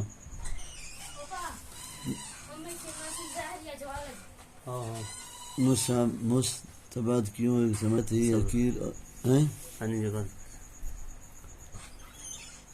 مستبعد کیوں سمجھتے ہیں دوران حالانکہ ان کی پیدائش ایک نہایت ہی حقیر اور کمزور چیز سے ہوئی ہے، جبکہ خلقت میں ان سے زیادہ قوی، عظیم اور کامل و تم چیزوں کی پیدائش کا ان کو انکار نہیں۔ یعنی آپ کو تو منکرین آخرت کے انکار پر تعجب ہو رہا ہے کہ اس کے امکان بلکہ وجوب کے اتنے واضح دلائل کے، یعنی یہ ان کا شیوا ہے کہ نصیحت قبول نہیں کرتے، اور کوئی واضح دلیل یا معجزہ پیش کیا جائے تو استہزاء کرتے اور انہیں جادو پاور کراتے، جس طرح دوسرے مقام پر بھی ما وکلو اتو داخرین، سب اس کے بارگاہ میں دلیل ہو کر آئیں گے۔ ان الذین یستکبرون عن عبادتی سیدخلون جہنم داخرین، جو لوگ میری عبادت سے فإنما هي زجرة واحدة فإذا هم ينظرون وقال يا بني هذا يوم الدين هذا يوم الفصل الذي كنتم به تكذبون احشروا الذين ظلموا وأزواجهم وما كانوا يعبدون من دون الله فاهدهم إلى صراط الجحيم وقفوا إنهم مسؤولون۔ ما لكم لا تناصرون بل هم اليوم مستسلمون وأقبل بعضهم على بعض يتساءلوا قالوا إنكم كنتم تأتوننا عن اليمين قالوا بل لم تكونوا مؤمنين وما كان لنا عليكم من سلطان بل كنتم قوما طاغين حق علينا قول رب إنا لذائقون فغويناكم إنا كنا غاوين۔ کرتے ہیں ان قریب وہ جہنم میں ذلیل و خوار ہو کر داخل ہوں گے، یعنی وہ اللہ کے ایک ہی حکم اور اسرافیل علیہ السلام کی ایک ہی پھونک نفخہ ثانیہ سے قبروں سے زندہ ہو کر نکل کھڑے ہوں گے، یعنی ان کے سامنے قیامت کے ہولناک مناظر اور میدان محشر کی سختیاں ہوں گی جنہیں وہ دیکھیں گے۔ نفخہ یا چیخ کو زجرہ ڈانٹ سے تعبیر کیا کیونکہ اس سے مقصود ڈانٹ ہی ہے۔ ویل کا لفظ ہلاکت کے موقع پر بولا جاتا ہے، یعنی معایا عذاب کے بعد انہیں اپنا ہلاکت صاف نظر آ رہی ہوگی، اور اس سے مقصود ندامت کا اظہار اور اپنی کوتاہیوں کا اعتراف ہے، لیکن اس وقت ندامت اور اعتراف کا کوئی فائدہ نہیں ہوگا، اس لیے ان کے جواب میں فرشتے اور اہل ایمان کہیں گے کہ یہ وہی فیصلے کا دن ہے جسے تم مانتے نہیں تھے۔ یہ بھی ممکن ہے کہ آپس میں ایک دوسرے کو کہیں گے، یعنی جنہوں نے کفر و شرک اور معاصی کا ارتکاب کیا، یہ اللہ تعالیٰ کی طرف سے حکم ہوگا۔ اس سے مراد کفر و شرک اور تکذیب رسول کے ساتھی یا بعض کے نزدیک جنات و شیاطین ہیں، اور بعض کہتے ہیں کہ وہ بیویاں ہیں جو کفر و شرک میں ان کو ہموانے تھے۔ معام ہے تمام معبود کو، چاہے وہ مورتیاں ہوں یا اللہ کے نیک بندے، سب ان کو ان کے تذلیل کے لیے جمع کیا جائے گا، تاہم نیک لوگوں کو تو اللہ جہنم سے دور ہی رکھے گا، اور دوسرے معبودوں کو ان کے ساتھ ہی جہنم میں ڈال دیا جائے گا تاکہ وہ دیکھ لیں گے کہ یہ کسی کو نفع نقصان پہنچانے پر قادر نہیں ہے۔ یہ حکم جہنم میں لے جانے سے قبل ہوگا، کیونکہ حساب کے بعد ہی وہ جہنم میں جائیں گے۔ اس کا مطلب ہے کہ دین اور حق کے نام سے آتے تھے، یعنی پاور کراتے تھے کہ یہی اصل دین اور حق ہے، اور بعد کے نزدیک مطلب ہے ہر طرف سے آتے تھے۔ والشمال محذوف ہے، جس طرح شیطان نے کہا تھا میں ان کے آگے پیچھے سے، ان کے دائیں بائیں سے، ہر طرف سے ان کے پاس آؤں گا اور انہیں گمراہ کروں گا۔ لیڈر کہیں گے کہ ایمان تم اپنی مرضی سے نہیں لائے، اور آج ذمہ دار ہمیں ٹھہرا رہے ہو۔ تابعین اور متبعین کی یہ باہمی تکرار قرآن کریم میں کئی جگہ بیان کی گئی ہے۔ ان کے ایک دوسرے کو یہ ملامت عرصہ قیامت میدان محشر میں بھی ہوگی، اور جنہیں اور جہنم میں جانے کے بعد جہنم کے اندر بھی ملاحظہ ہو۔ سورۃ مومنین 47 48 سبا 31 32 احزاب 67 68 اعراف 38 39 وغیرہ من الآیات، یعنی جس بات کے پہلے انہوں نے نفی کی کہ ہمارا تم پر کون سا زور تھا کہ تمہیں گمراہ کرتے، اب اس کا یہی اعتراف ہے کہ ہاں واقعی ہم نے تمہیں گمراہ کیا تھا، لیکن یہ اعتراف اس تنبیہ کے ساتھ کیا کہ ہمیں اس ضمن میں مورطعن مت بناؤ، اس لیے کہ ہم خود بھی گمراہ ہی تھے، ہم نے تمہیں بھی اپنے جیسا ہی بنانا چاہا اور تم نے آسانی سے ہماری راہ بنا لی، جس طرح شیطان بھی اس روز کہے گا وما کان لی علیکم من سلطان الا ان دعوتکم فاستجبتم لی فلا تلومونی ولوموا انفسکم۔ سامنے وہاں تو مسئلہ اچھی بچتا ہے یہ چنا پڑتا ہے آیت پڑتا ہے فإنهم يومئذ في العذاب مشتركون إنا كذلك نفعل بالمجرمين إنهم كانوا إذا في العذاب مشتركون فإنهم يومئذ في العذاب مشتركون إنا كذلك نفعل بالمجرمين إنهم كانوا إذا قيل لهم لا إله إلا الله يستكبرون ويقولون إن لتاركوا آلهة لشاعر مجنون بل جاء بالحق وصدق المرسلين إنكم لذائق العذاب الأليم وما تجزون إلا ما كنتم تعملون إلا عباد الله المخلصين أولئك لهم رزق معلوم فواكه وهم مكرمون في جنات النعيم على سرر متقابلين يطاف عليهم بكأس من معين بيضاء لذة للشاربين لا فيها غول ولا هم عنها ينزفون وعندهم قاصرات الطرف عين كأنهن بيض مكنون فأقبل بعضهم على بعض يتساءلون، اس لیے کہ ان کا جرم بھی مشترک ہے، شرک، معصیت اور شر فساد ان سب کا وتیرہ تھا، یعنی ہر قسم کے گناہوں کاروں کے ساتھ ہمارا یہی معاملہ ہے اور اب وہ سب ہمارا عذاب بھگتیں گے۔ یعنی دنیا میں جب ان سے کہا جاتا تھا کہ جس طرح مسلمانوں نے یہ کلمہ پڑھ کر شرک و معصیت سے توبہ کر لی ہے، تم بھی یہ پڑھ لو تاکہ تم دنیا میں بھی مسلمان کے قہر و غضب سے بچ جاؤ اور آخرت میں بھی عذاب الہی سے تمہیں دو چار ہونا نہ پڑے۔ تو وہ تکبر کرتے اور انکار کرتے۔ نبی صلی اللہ علیہ وسلم کا فرمان ہے امرت ان اقاتل الناس حتى يقولوا لا الہ الا اللہ فمن قال لا الہ الا اللہ فقد عصم منی مالہ ونفسہ متفق علیہ۔ مجھے اس بات کا حکم دیا گیا کہ میں اس وقت تک لوگوں سے قتال کروں جب تک وہ لا الہ الا اللہ کا اقرار نہ کر لیں۔ جس نے یہ اقرار کر لیا اس نے اپنی جان اور مال کی حفاظت کر لی۔ یعنی انہوں نے نبی کریم صلی اللہ علیہ وسلم کو شاعر اور مجنون کہا اور آپ کی دعوت کو جنون، دیوانگی اور قرآن کو شعر سے تعبیر کیا اور کہا کہ ایک دیوانے کی دیوانگی پر ہم اپنے معبود کو کیوں چھوڑ دیں، حالانکہ یہ دیوانگی نہیں فرزانگی تھی، شاعری نہیں حقیقت تھی، اور اس دعوت کے اپنانے میں ان کی ہلاکت نہیں نجات تھی۔ یعنی تم ہمارے پیغمبر کو شاعر اور مجنون کہتے ہو، جبکہ واقعہ یہ ہے کہ وہ جو کچھ لایا اور پیش کر رہا ہے وہ سچ ہے اور وہی چیز ہے جو اس سے قبل تمام انبیاء بھی پیش کرتے رہے ہیں۔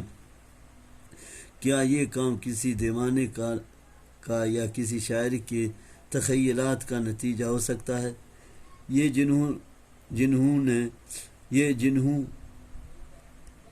یہ جہنمیوں کو اس وقت کہا جائے گا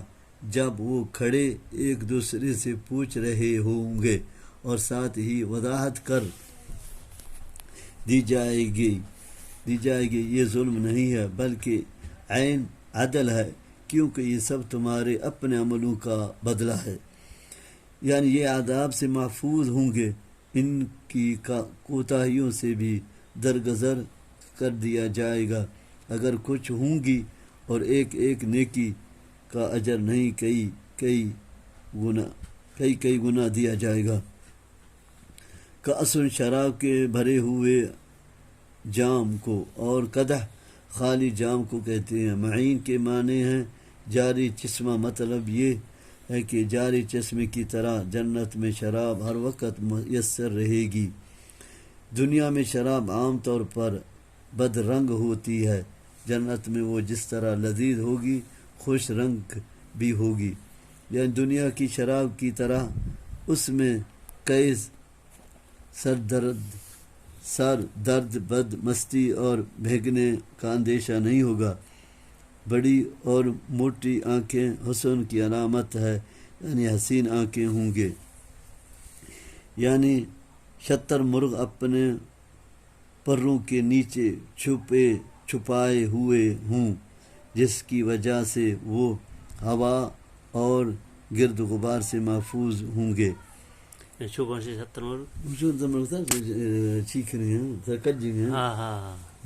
غبار سے محفوظ ہوں گے۔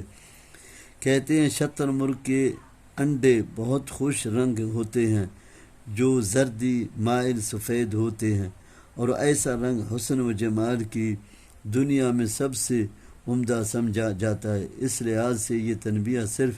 سفیدی میں نہیں ہے بلکہ خوش رنگی اور حسن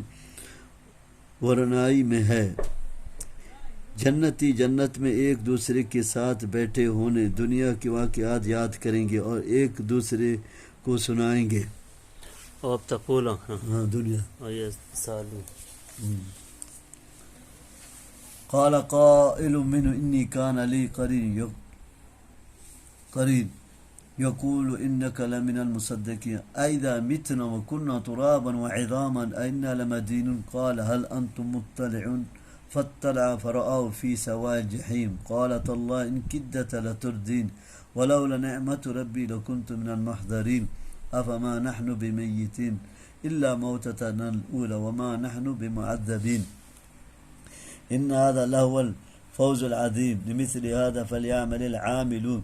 أذلك خير نزل أم شجرة الزقوم إنا جعلناها فتنة للظالمين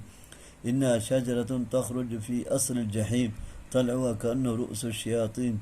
فإنهم لآكلون منها فمالئون منها البطون۔ یعنی یہ بات وہ استہزاء اور مذاق کے طور پر کہا کرتا تھا، مقصد اس کا یہ تھا کہ یہ تو ناممکن ہے، کیا ایسی ناممکن الوقوع بات پر تو یقین رکھتا ہے؟ یعنی ہمیں زندہ کر کے ہمارا حساب لیا جائے گا اور پھر اس کے مطابق جزا دی جائے گی۔ یعنی وہ جنتی اپنے جنت کے ساتھیوں سے کہے گا کہ کیا تم پسند کرتے ہو کہ ذرا جہنم میں جھانک کر دیکھیں، شاید مجھے یہ باتیں کہنے والا وہاں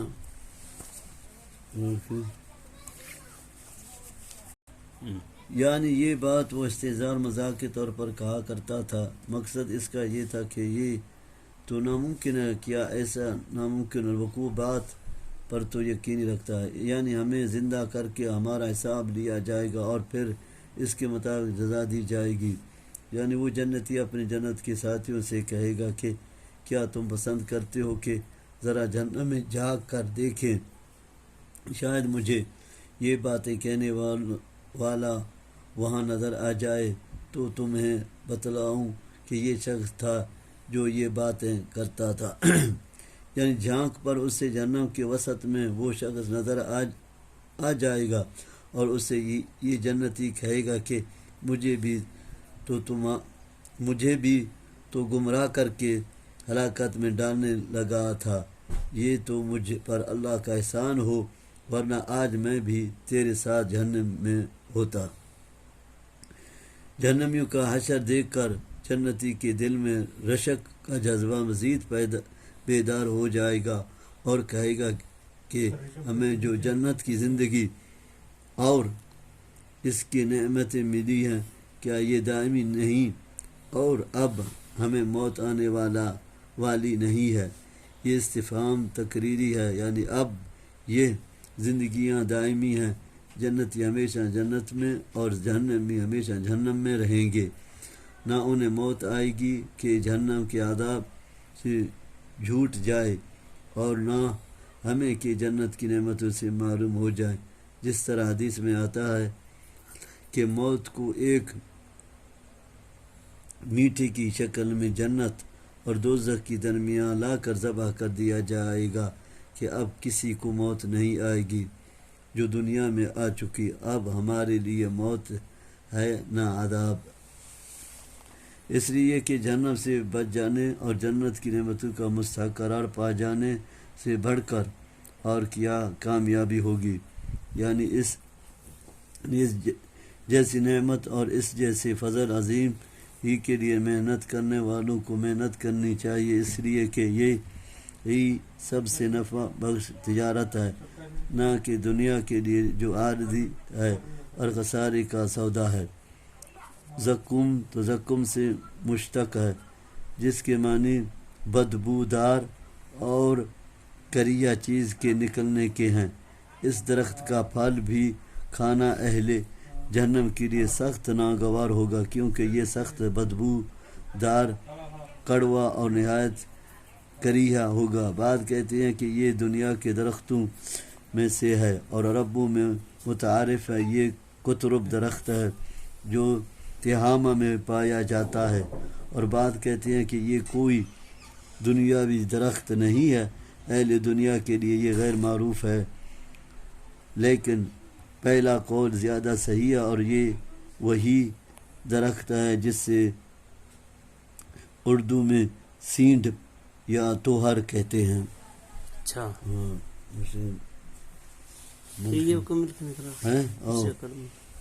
آزمائش اس لیے کہ اس کا پھل کھانا بجائے خود ایک بہت بڑی آزمائش ہے۔ بعد نے اسے اس اعتبار سے آزمائش کہا کہ اس کے وجود کا انہوں نے انکار کیا کہ جہنم میں جب ہر طرف آگ ہی آگ ہوگی تو وہاں درخت کس طرح موجود رہ سکتا ہے۔ یہاں ظالمین سے مراد وہ اہل جہنم ہیں جن پر جہنم واجب ہوگی، یعنی اس کی جڑ جہنم کی گہرائی میں ہوگی، البتہ اس کی شاخیں ہر طرف پھیلی ہوئی ہوں گی۔ اسے شناعت و قباحت میں شیطانوں کے سروں سے تشبیہ دی، جس طرح اچھی چیز کے بارے میں کہتے ہیں گویا کہ وہ فرشتہ ہے، یہ انہیں نہایت کراہت سے کھانا پڑے گا، جس سے ظاہر بات ہے پیٹ بوجھل ہی ہوں گی۔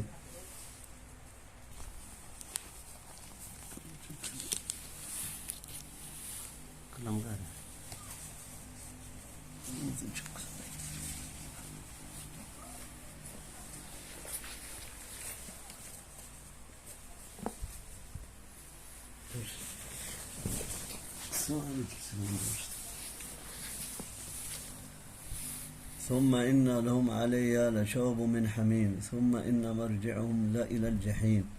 إنهم ألفوا آباءهم ضالين فهم على آثارهم يهرعون ولقد ضل قبلهم أكثر الأولين ولقد أرسلنا فيهم منذرين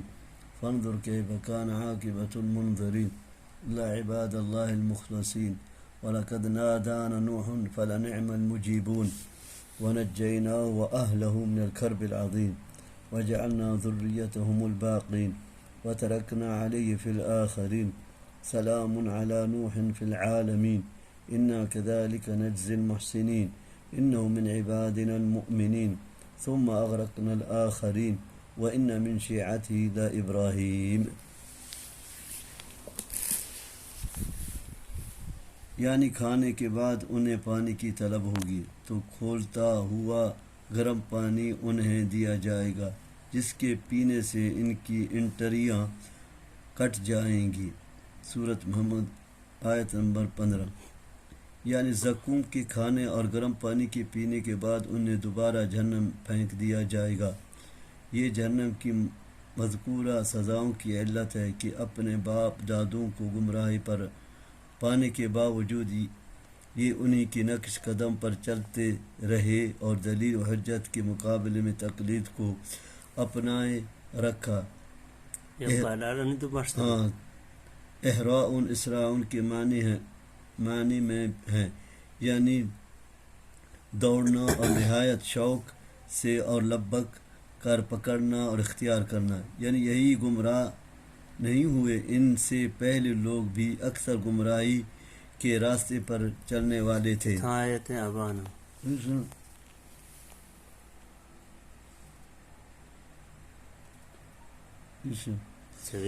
ثم ان لهم علی لشوب من حمیم ثم ان مرجعهم الى الجحیم انهم الفوا آباءهم ضالین وهم على آثارهم يهرعون.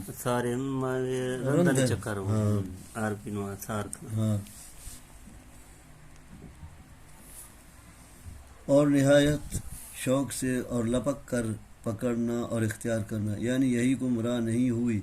ان سے پہلے لوگ بھی اکثر گمراہی کے راستے پر چلنے والے تھے، یعنی ان سے پہلے لوگوں میں انہوں نے حق کا پیغام پہنچایا اور عدم قبول کی صورت میں انہیں اللہ کے عذاب سے ڈرایا، لیکن ان پر کوئی اثر نہیں ہوا، نتیجتاً انہیں تباہ کر دیا گیا، جیسا کہ اگلی آیت میں ان کے عبرت ناک انجام کی طرف اشارہ فرمایا، یعنی عبرت ناک انجام سے صرف وہ محفوظ رہیں جن کو اللہ نے ایمان و توحید کی توفیق سے نواز کر بچا لیا. مخلصین وہ لوگ جو عذاب سے بچے رہے. منظری تباہ ہونے والی قوموں کے اجمالی ذکر کے بعد اب چند منظری پیغمبروں کا ذکر کیا جا رہا ہے، یعنی 9.5 سال کی تبلیغ کے باوجود جب قوم کی اکثریت ان کی تکذیب ہی کی اور انہوں نے محسوس کر لیا کہ ایمان لانے کی کوئی امید نہیں ہے، تو اپنے رب کو پکارا، فدعا ربہ انی مغلوب فانتصر، یا اللہ میں مغلوب ہوں، میری مدد فرما. چنانچہ ہم نے نوح علیہ السلام کی دعا قبول کی اور ان کی قوم کو طوفان بھیج کر ہلاک کر دیا. اہل سے مراد حضرت نوح علیہ السلام پر ایمان آنے والے ہیں، جن میں ان کے گھر کے افراد بھی ہیں جو مؤمن تھے. بعض مفسرین نے ان کی کل تعداد 80 بتلائی ہے. اس میں آپ کی بیوی اور ایک لڑکا شامل نہیں جو مؤمن نہیں تھے، وہ بھی طوفان میں غرق ہو گئے. کرب عظیم زبردست مصیبت سے مراد وہی سیلاب عظیم ہے جس میں یہ قوم غرق ہوئی. اکثر مفسرین کے قول کے مطابق حضرت نوح علیہ السلام کے 3 بیٹے تھے، حام، سام، یافت. انہی سے بعد کی نسل انسانی چلی، اس لیے حضرت نوح علیہ السلام کو آدم ثانی بھی کہا جاتا ہے، یعنی آدم علیہ السلام کی طرح آدم علیہ السلام کے بعد یہ دوسرا ابو البشر ہیں. سام کی نسل سے عرب، فارس، روم اور یہودی و نصارہ ہیں. حام کی نسل سے سودان، مشرق سے مغرب تک، یعنی سندھ، ہند، نوب، زنج، حبشہ، قبط اور بربر وغیرہ ہم ہیں. اور یافس کی نسل سے ثقالبہ، ترک، خزر اور یاجوج و ماجوج وغیرہ ہم ہیں. یعنی قیامت تک آنے والے اہل ایمان میں ہم نے نوح علیہ السلام کو ذکر خیر باقی چھوڑ دیا ہے، اور وہ سب نوح علیہ السلام پر سلام بھیجتے ہیں اور بھیجتے رہیں گے. یعنی جس طرح نوح علیہ السلام کی دعا قبول کر کے ان کی ذریت کو باقی رکھ کے اور پچھلوں میں ان کا ذکر خیر باقی رکھ کہ ہم نے نوح علیہ السلام کو عزت و تکریم بخش، اسی طرح جو بھی اپنا قول و افعال میں محسن اور اس باب میں راسخ اور معروف ہوگا، اس کے ساتھ بھی ہم ایسا معاملہ کریں گے. شیعہ کے معنی گروہ اور پیرگار کے ہیں، یعنی ابراہیم علیہ السلام بھی شیعہ کے معنی گروہ اور پیرگار کے ہیں، یعنی ابراہیم علیہ السلام بھی اہل دین و اہل توحید کے اس گروہ سے ہیں۔ جن کو اذ جاء ربه بقلب سلیم اذ قال لأبی قومه ماذا تعبدون أئفكا آلهة دون الله تريدون فما ظنكم برب العالمين فنظر نظرة في النجوم فقال إني سقيم فتولوا عنه مدبرين فراغ إلى آلهة فقال ألا تأكلون ما لكم لا تنطقون فراغ عليهم ضربا باليمين فاقبلوا إليه زفون قال أتعبدون ما تنحتون والله خلقكم وما تعملون قالوا ابنوا له بنيان فالقوه في الجحيم فأرادوا به كيدا فجعلناهم الأسفلين۔ جن کو نوح علیہ السلام ہی کی طرح انابت اللہ کی توفیق خاص نصیب ہوئی، یعنی اپنی طرف سے ہی جھوٹ گھڑ کے کہ یہ معبود ہیں، تم اللہ کو چھوڑ کر ان کی عبادت کرتے ہو، حالانکہ یہ پتھر اور مورتیاں ہیں، یعنی اتنی کبھی حرکت کرنے کے باوجود کیا وہ تم پر ناراض نہیں ہوگا اور تمہیں سزا نہیں دے گا۔ آسمان پر غور و فکر کے لیے دیکھا، جیسا کہ بعض لوگ ایسا کرتے ہیں، یا اپنی قوم کے لوگوں کو مغالطے میں ڈالنے کے لیے ایسا کیا، جو کہ ستاروں کی گردش کو حوادث زمانہ میں مؤثر مانتے تھے۔ یہ واقعہ اس وقت کا ہے کہ جب ان کی قوم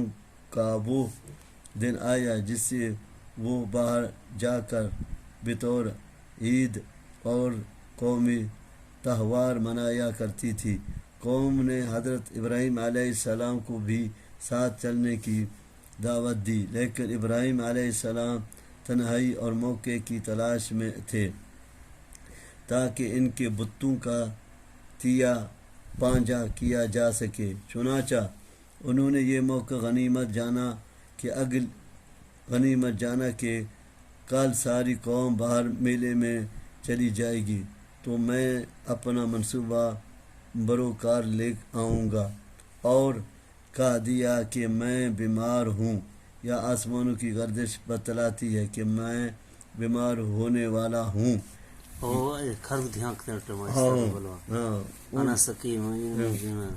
مونی بیمار مات کا چیمہ ملا کہ میں بیمار ہونے والا ہوں۔ یہ بات بالکل جھوٹی تو نہیں تھی، ہر انسان کچھ نہ کچھ بیمار ہوتا ہی ہے۔ الہباز قوم کا شرک حضرت ابراہیم علیہ السلام کے دل کا ایک مستقل روک تھا، جسے دیکھ کر وہ کھڑتے رہتے تھے۔ یوں حضرت ابراہیم علیہ السلام نے تعریض اور تو رویے کا اظہار فرمایا جو اگرچہ جھوٹ نہیں ہوتا، لیکن خاطب اس کے متبادر مفہوم سے مغالطے کا شکار ہو جاتا ہے۔ اس لیے حدیث میں ثلاثہ کذبات میں اسے جھوٹ سے تعبیر کیا گیا ہے، جیسا کہ اس کی ضروری تفصیل سورۃ الانبیاء 63 میں گزر چکی ہے۔ یعنی جو حلویات بطور تبرک وہاں پڑی ہوتی تھی وہ انہیں کھانے کے لیے پیش کے، جو ظاہر بات ہے انہیں نہ کھانا۔ برکت وسا سو ورش مڈی آرت ہاں میں چپی رات مڈی ہاں مرتے یہ مرتے ذرا ایک شو مرتے غلط ہاں مڑا ایتی تنی چوکنا ورچی ورا ہاں اونی ایرتی تھی چیکن کھانے وہ بوتا نہیں نکھا۔ ہاں یعنی جو حلویات بطور تبرک وہاں پڑی ہوئی تھی وہ انہیں کھانے کے لیے پیش کے، جو ظاہر بات ہے انہیں نہ کھانی تھی، نہ کھائیں، بلکہ وہ جواب دینے پر بھی قادر نہ تھے۔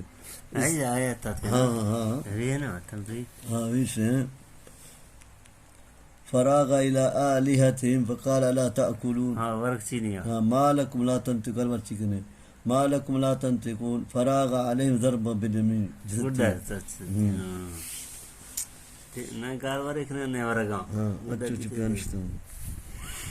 یعنی جو حلویات بطور تبرک وہاں پڑی ہوئی تھی وہ انہیں کھانے کے لیے پیش کیں، جو ظاہر بات ہے انہیں نہ کھانے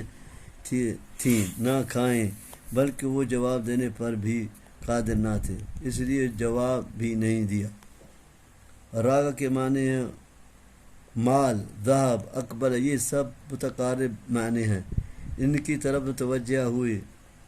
ضربم بالیمین کا مطلب ہے ان کو زور سے مارا کر توڑ ڈالنا۔ یزفون یسرعون کے معنی ہیں دوڑتے ہوئے آئے، یعنی جب میلے سے آئے تو دیکھا کہ ان کے معبود ٹوٹے پھوٹے پڑے ہیں، تو فوراً ان کا ذہن ابراہیم علیہ السلام کی طرف کیا کہ یہ کام اسی نے کیا ہوگا، جیسا کہ سورۃ انبیاء میں تفسیر گزر چکی ہے۔ چنانچہ انہیں پکڑ کر عوام کے عدالت میں لے آئے۔ وہاں حضرت ابراہیم علیہ السلام کو اس بات کا موقع مل گیا کہ وہ ان پر ان کے بے عقلی اور ان کے معبود کی بے اختیاری واضح کریں، یعنی وہ تو مورتیاں، تصویریں بھی جنہیں تم اپنے ہاتھوں سے بناتے اور انہیں معبود سمجھتے ہو،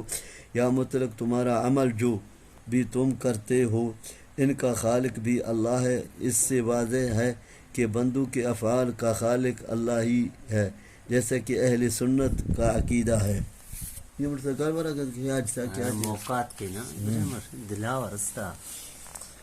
وقال انی ذاہب الی ربی سیہدین رب ہب لی من الصالحین فبشرناہ بغلام حلیم فلما بلغ معه السعی قال یا بنی انی ارى فی المنام انی اذبحک فانظر ماذا ترى قال یا ابت افعل ما تؤمر ستجدنی ان شاء اللہ من الصابرین فلما اسلم وتلہ للجبین ونادیناہ یا ابراہیم قد صدقت الرؤیا انا كذلك نجزی المحسنین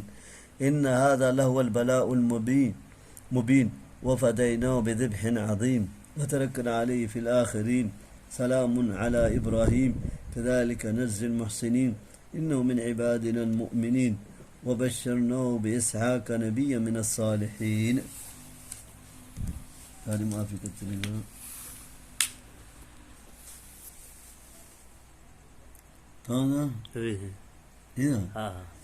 یعنی آگ کو گلزار بنا کر ان کے مکر و حیلے کو ناکام بنا دیا، پس پاک ہے وہ ذات جو اپنے بندوں کی چار سازی فرماتا ہے اور آزمائش کو عطا میں اور شر کو خیر میں بدل دیتا ہے۔ حضرت ابراہیم علیہ السلام کا یہ واقعہ بابل عراق میں پیش آیا، بالآخر یہاں سے ہجرت کی اور شام چلے گئے اور وہاں جا کر اولاد کے لیے دعا کی۔ حلیم کہا کر اشارہ فرما دیا کہ بچہ بڑا ہو کر برباد ہوگا۔ حلیم کہا کر اشارہ فرما دیا کہ بچہ بڑا ہو کر برباد ہوگا، یعنی دور دھوپ کے لائق ہو گیا یا بلوغت کے قریب پہنچ گیا۔ بعد کہتے ہیں کہ اس وقت یہ بچہ 13 سال کا تھا۔ پیغمبر کا خواب وحی اور حکم الہی ہی ہوتا ہے جس پر عمل ضروری ہوتا ہے۔ بیٹے سے مشورے کا مقصد یہ معلوم کرنا تھا کہ بیٹا بھی امتثال امر الہی کے لیے کس حد تک تیار ہے۔ ہر انسان کے منہ چہرے پر 2 جبین دائیں اور بائیں ہوتی ہیں اور درمیان میں پیشانی جبہہ، اس لیے للجبین کا زیادہ صحیح ترجمہ کروٹ پر ہے، یعنی اس طرح کروٹ پر لٹا لیا جس طرح جانور کو ذبح کرتے وقت قبلہ رخ کروٹ پر لٹایا جاتا ہے۔ پیشانی یا منہ کے بل لٹانے کا ترجمہ اس لیے کیا جاتا ہے کہ مشہور حضرت اسماعیل علیہ السلام نے وصیت کی کہ انہیں اس طرح لٹایا جائے کہ چہرے سامنے نہ رہے، جس سے پیار و شفقت کا جذبہ امر الہی پر غالب آنے کا امکان نہ رہے۔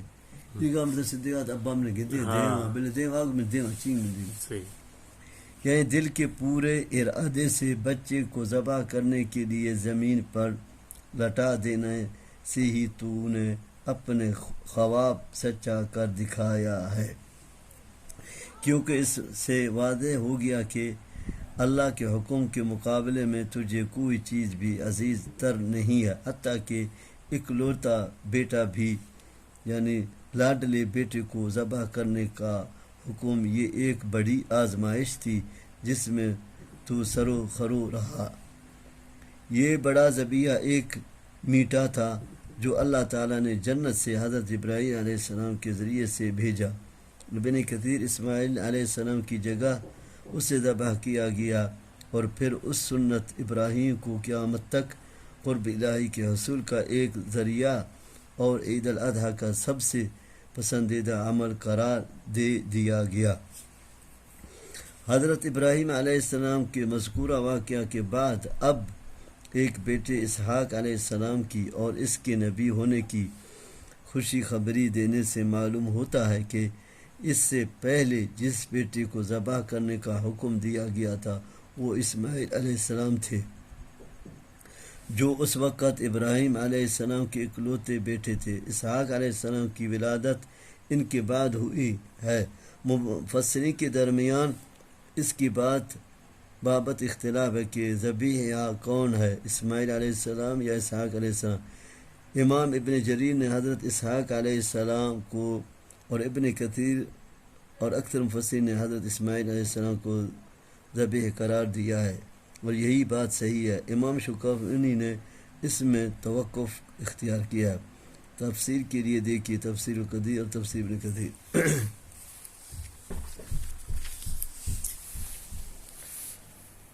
وباركنا عليه وعلى إسحاق ومن ذريتهما محسن وظالم لنفسه مبين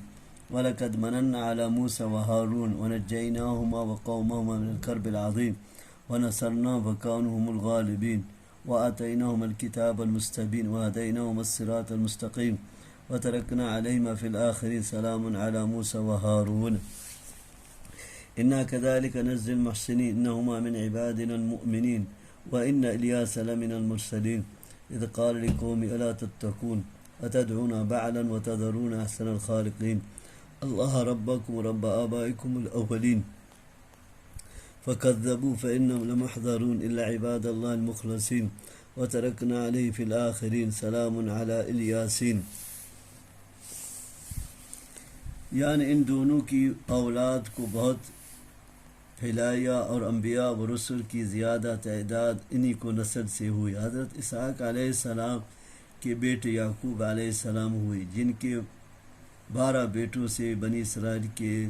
12 قبیلے بنے، اور ان سے بنی اسرائیل کی قوم بڑی اور پھیلی، اور اکثر انبیاء انہی میں سے ہوئی۔ حضرت ابراہیم علیہ السلام کے دوسرے بیٹے اسماعیل علیہ السلام سے عربوں کی نسل چلی، اور ان میں آخری پیغمبر حضرت محمد رسول اللہ صلی اللہ علیہ وسلم ہوئی۔ شرک و معصیت اور ظلم و فساد کا ارتکاب کر کے خاندان ابراہیم میں برکت کے باوجود نیک و بد کے ذکر سے اس طرف اشارہ کر دیا کہ خاندان اور آبائی کی نسبت اللہ کے ہاں کوئی حیثیت نہیں رکھتی، وہاں تو ایمان اور عمل صالح کی اہمیت ہے۔ یہودی نصارہ اگرچہ حضرت اسحاق علیہ السلام کی اولاد سے ہیں، اسی طرح مشرکین عرب حضرت اسماعیل علیہ السلام کی اولاد سے ہیں، لیکن ان کے جو اعمال ہیں وہ کھلی گمراہی یا شرک و معصیت پر مبنی ہیں، اس لیے یہ اونچی نسبتیں ان کے لیے عمل کا بدل نہیں ہو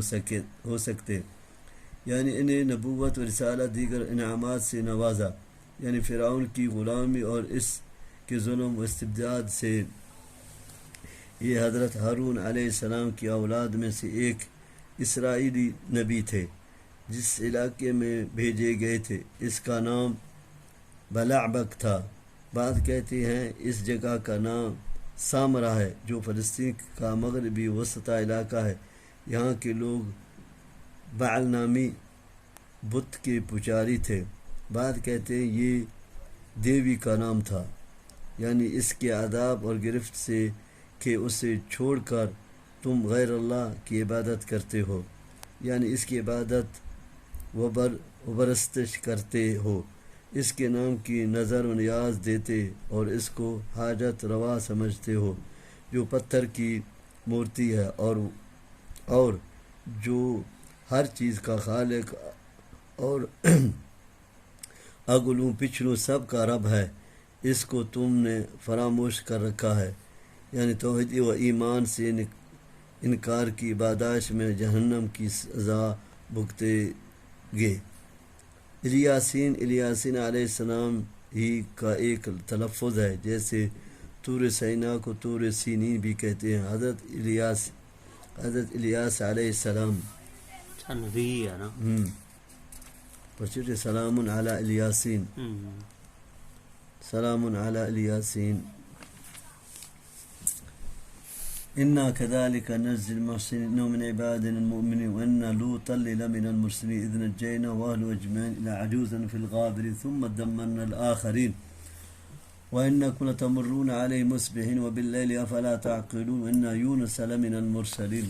اذ ابق الى الفلك المشحون فساهم وكان من المدحضين والتقمه الحوت وهو مليم فلولا انه كان من المسبحين للبث في بطنه الى يوم يبعثون فنبذناه بالعراء وهو سقيم۔ السلام کو دوسری کتابوں میں ایلیا بھی کہا گیا ہے۔ قرآن نے تینوں اور رسولوں کا ذکر کر کے ان کے لیے اکثر جگہ یہ الفاظ استعمال کیے ہیں کہ وہ ہمارے مؤمن بندوں میں سے تھا، جس سے دو مقصد ہیں۔ ایک ان کے اخلاق و کردار کی رفعت کا اظہار جو ایمان کا لازمی جز ہے، تاکہ ان لوگوں کی تردید جائے جو بہت سے پیغمبروں کے بارے میں اخلاقی کمزوریوں کا اثبات کرتے ہیں، جیسے تورات و انجیل کے موجودہ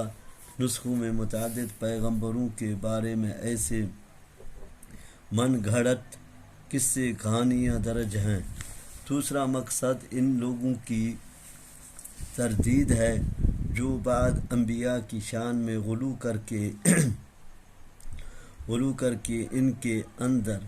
الہی صفات و اختیارات ثابت کرتے ہیں، یعنی وہ پیغمبر ضرور تھے لیکن تھے بہرحال اللہ کے بندے اور اس کے غلام، نہ کہ الہ یا اس کے جز یا اس کے شریک۔ اس سے مراد حضرت لوط علیہ السلام کی بیوی ہے جو کافرہ تھی۔ یہ اہل ایمان کے ساتھ ہی اس بستی سے باہر نہیں گئی تھی کیونکہ اسے اپنی قوم کے ساتھ ہلاک ہونا تھا، چنانچہ وہ بھی ہلاک کر دی گئی۔ یہ اہل مکہ سے خطاب ہے جو تجارتی سفر میں ان تباہ شدہ علاقوں سے آتے جاتے گزرتے تھے۔ ان کو کہا جا رہا ہے کہ تم صبح کے وقت بھی اور رات کے وقت بھی ان بستیوں سے گزرتے ہو جہاں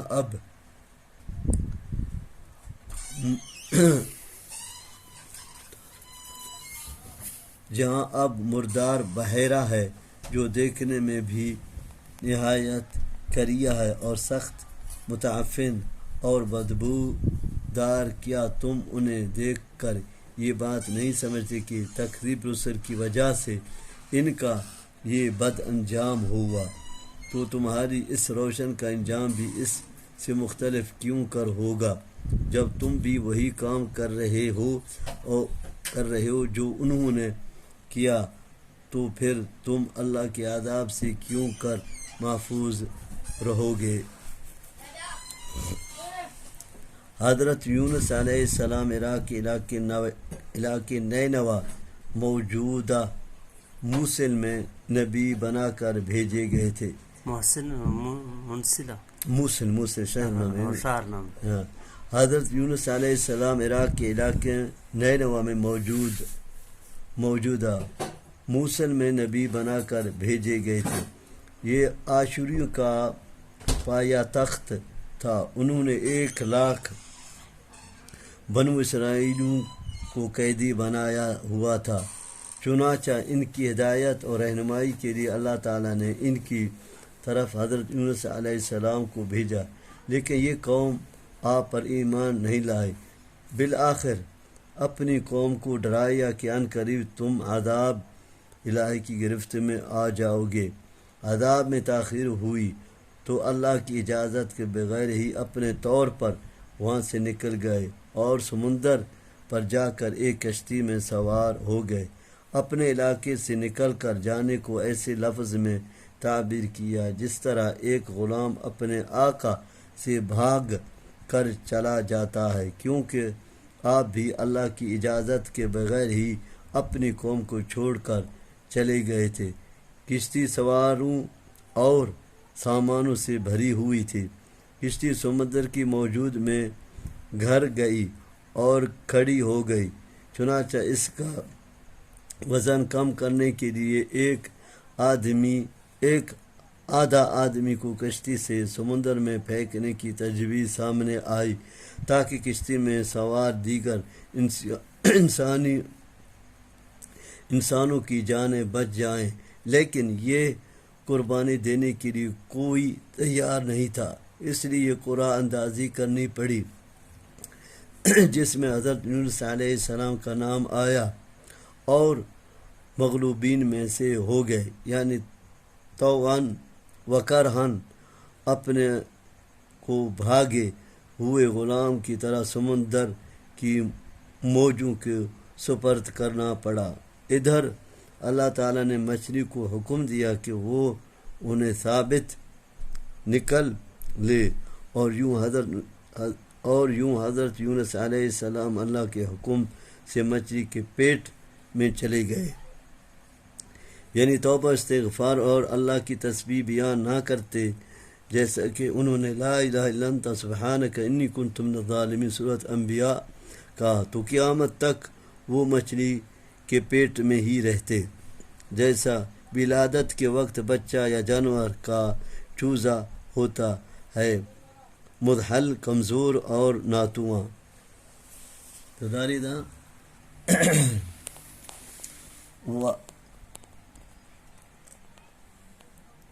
وَأَتْبَعْنَا عَلَيْهِ شَجْرَةً مِّن يَقْطِينٍ وَأَرْسَلْنَاهُ إِلَى 100,000 أَوْ يَزِيدُونَ فَآمَنُوا فَمَتَّعْنَاهُمْ إِلَىٰ حِينٍ فَاسْتَفْتِمْ أَلِرَبِّكَ الْبَنَاتُ وَلَهُمُ الْبَنُونَ أَمْ خَلَقْنَا الْمَلَائِكَةَ إِنَاثًا وَهُمْ شَاهِدُونَ أَلَا إِنَّهُم مِّنْ إِفْكِهِمْ لَيَقُولُونَ وَلَدَ اللَّهُ وَإِنَّهُمْ لَكَاذِبُونَ أَصْطَفَى الْبَنَاتِ عَلَى الْبَنِينَ مَا لَكُمْ كَيْفَ تَحْكُمُونَ أَفَلَا تَذَكَّرُونَ أَمْ لَكُمْ سُلْطَانٌ مُّبِينٌ فَأْتُوا بِكِتَابِكُمْ إِن كُنتُمْ صَادِقِينَ وَجَعَلُوا بَيْنَهُ وَبَيْنَ الْجِنَّةِ نَسَبًا وَلَقَدْ عَلِمَتِ الْجِنَّةُ إِنَّهُمْ لَمُحْضَرُونَ سبحان الله عما يصفون إلا عباد الله المخلصين فإنكم وما تعبدون ما أنتم عليه بفاتنين إلا من وصال الجحيم وما منا إلا له مقام معلوم۔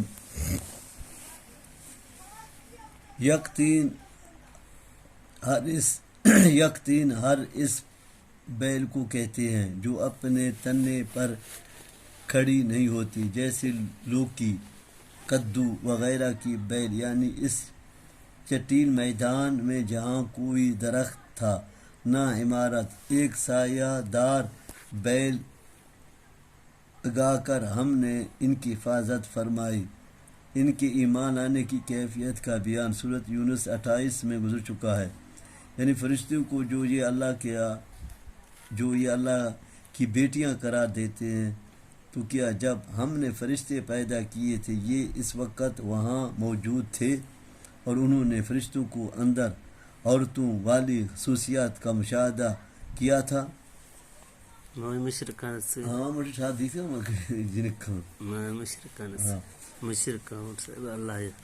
جبکہ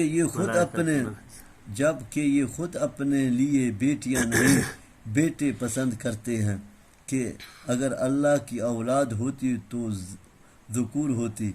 جس کو تم بھی پسند کرتے اور بہتر سمجھتے ہو، نہ کہ بیٹیاں جو تمہاری نظروں میں کمتر اور حقیر ہیں۔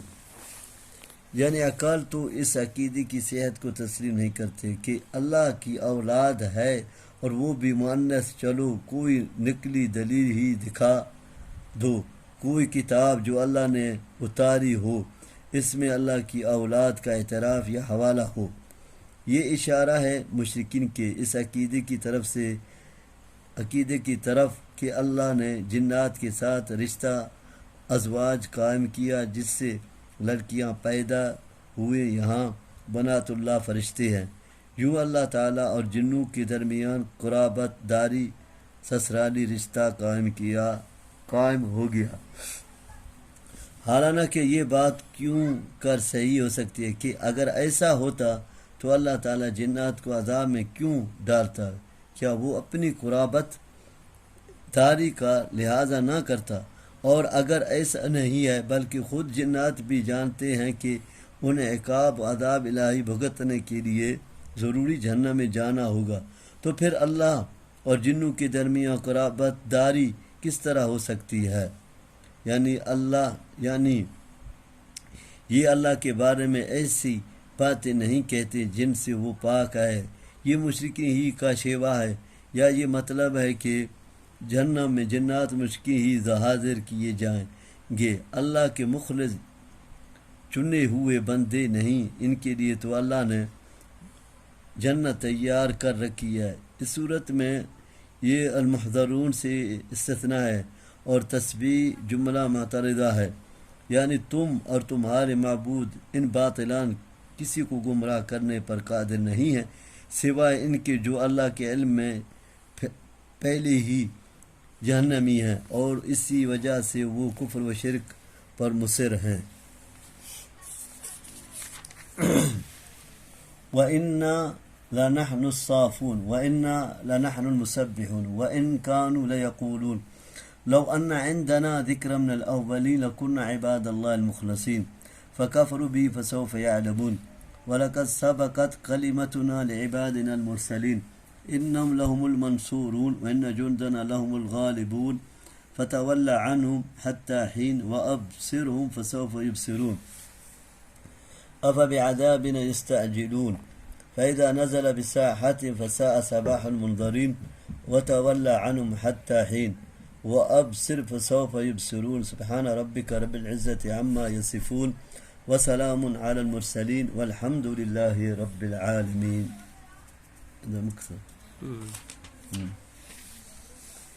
یعنی اللہ کی عبادت کے لیے یہ فرشتوں کا قول ہے۔ مطلب یہ ہے کہ فرشتے بھی اللہ کی مخلوق اور اس کے خاص بندے ہیں جو ہر وقت اللہ کی عبادت میں اور اس کی تسبیح و تقدیس میں مصروف رہتے ہیں،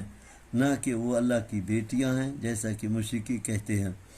ذکر سے مراد کوئی کتاب الہی یا پیغمبر ہے، یعنی یہ کفار نزول قرآن سے پہلے کہا کرتے تھے کہ ہمارے پاس بھی کوئی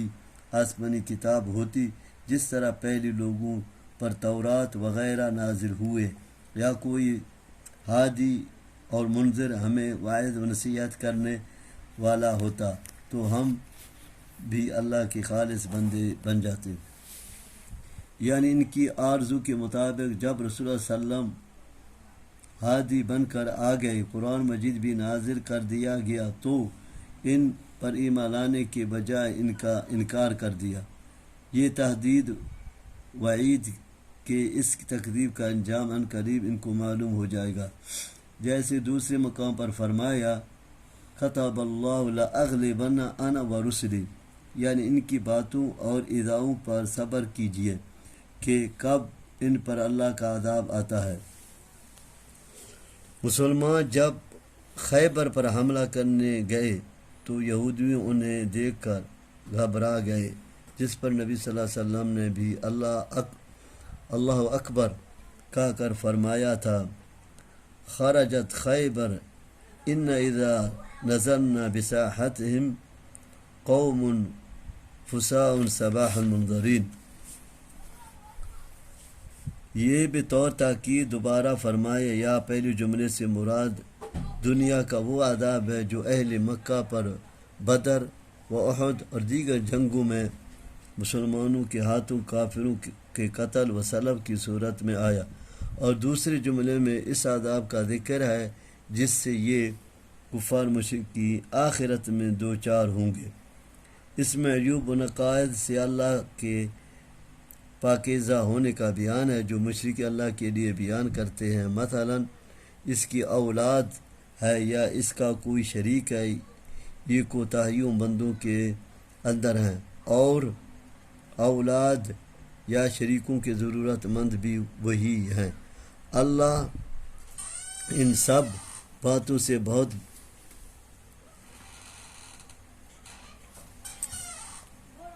اللہ ان سب باتوں سے بہت بلند اور پاک ہے، کیونکہ وہ کسی کا محتاج ہی نہیں ہے کہ اسے اولاد کی یا کسی شریک کی ضرورت پیش آئے، کہ انہوں نے اللہ کا پیغام اہل دنیا کی طرف سے پہنچا، جس پر یقینا وہ سلام و تبریک کے مستحق ہے۔ یہ بندوں کو سمجھایا جا رہا ہے کہ اللہ نے تم پر احسان کیا ہے، پیغمبر بھیجے، کتابیں نازل کیں، اور پیغمبر نے تمہیں اللہ کا پیغام پہنچایا، اس لیے تم اللہ کا شکر ادا کرو۔ بعد کہتے ہیں کہ کافروں کو ہلاک کر کے اہل ایمان اور پیغمبروں کو بچایا، اس پر شکر الہی کرو۔ حمد کے معنی ہے بقصد تعظیم، ثنا، جمیل، ذکر خیر اور عظمت شان بیان کرنا۔ مختلف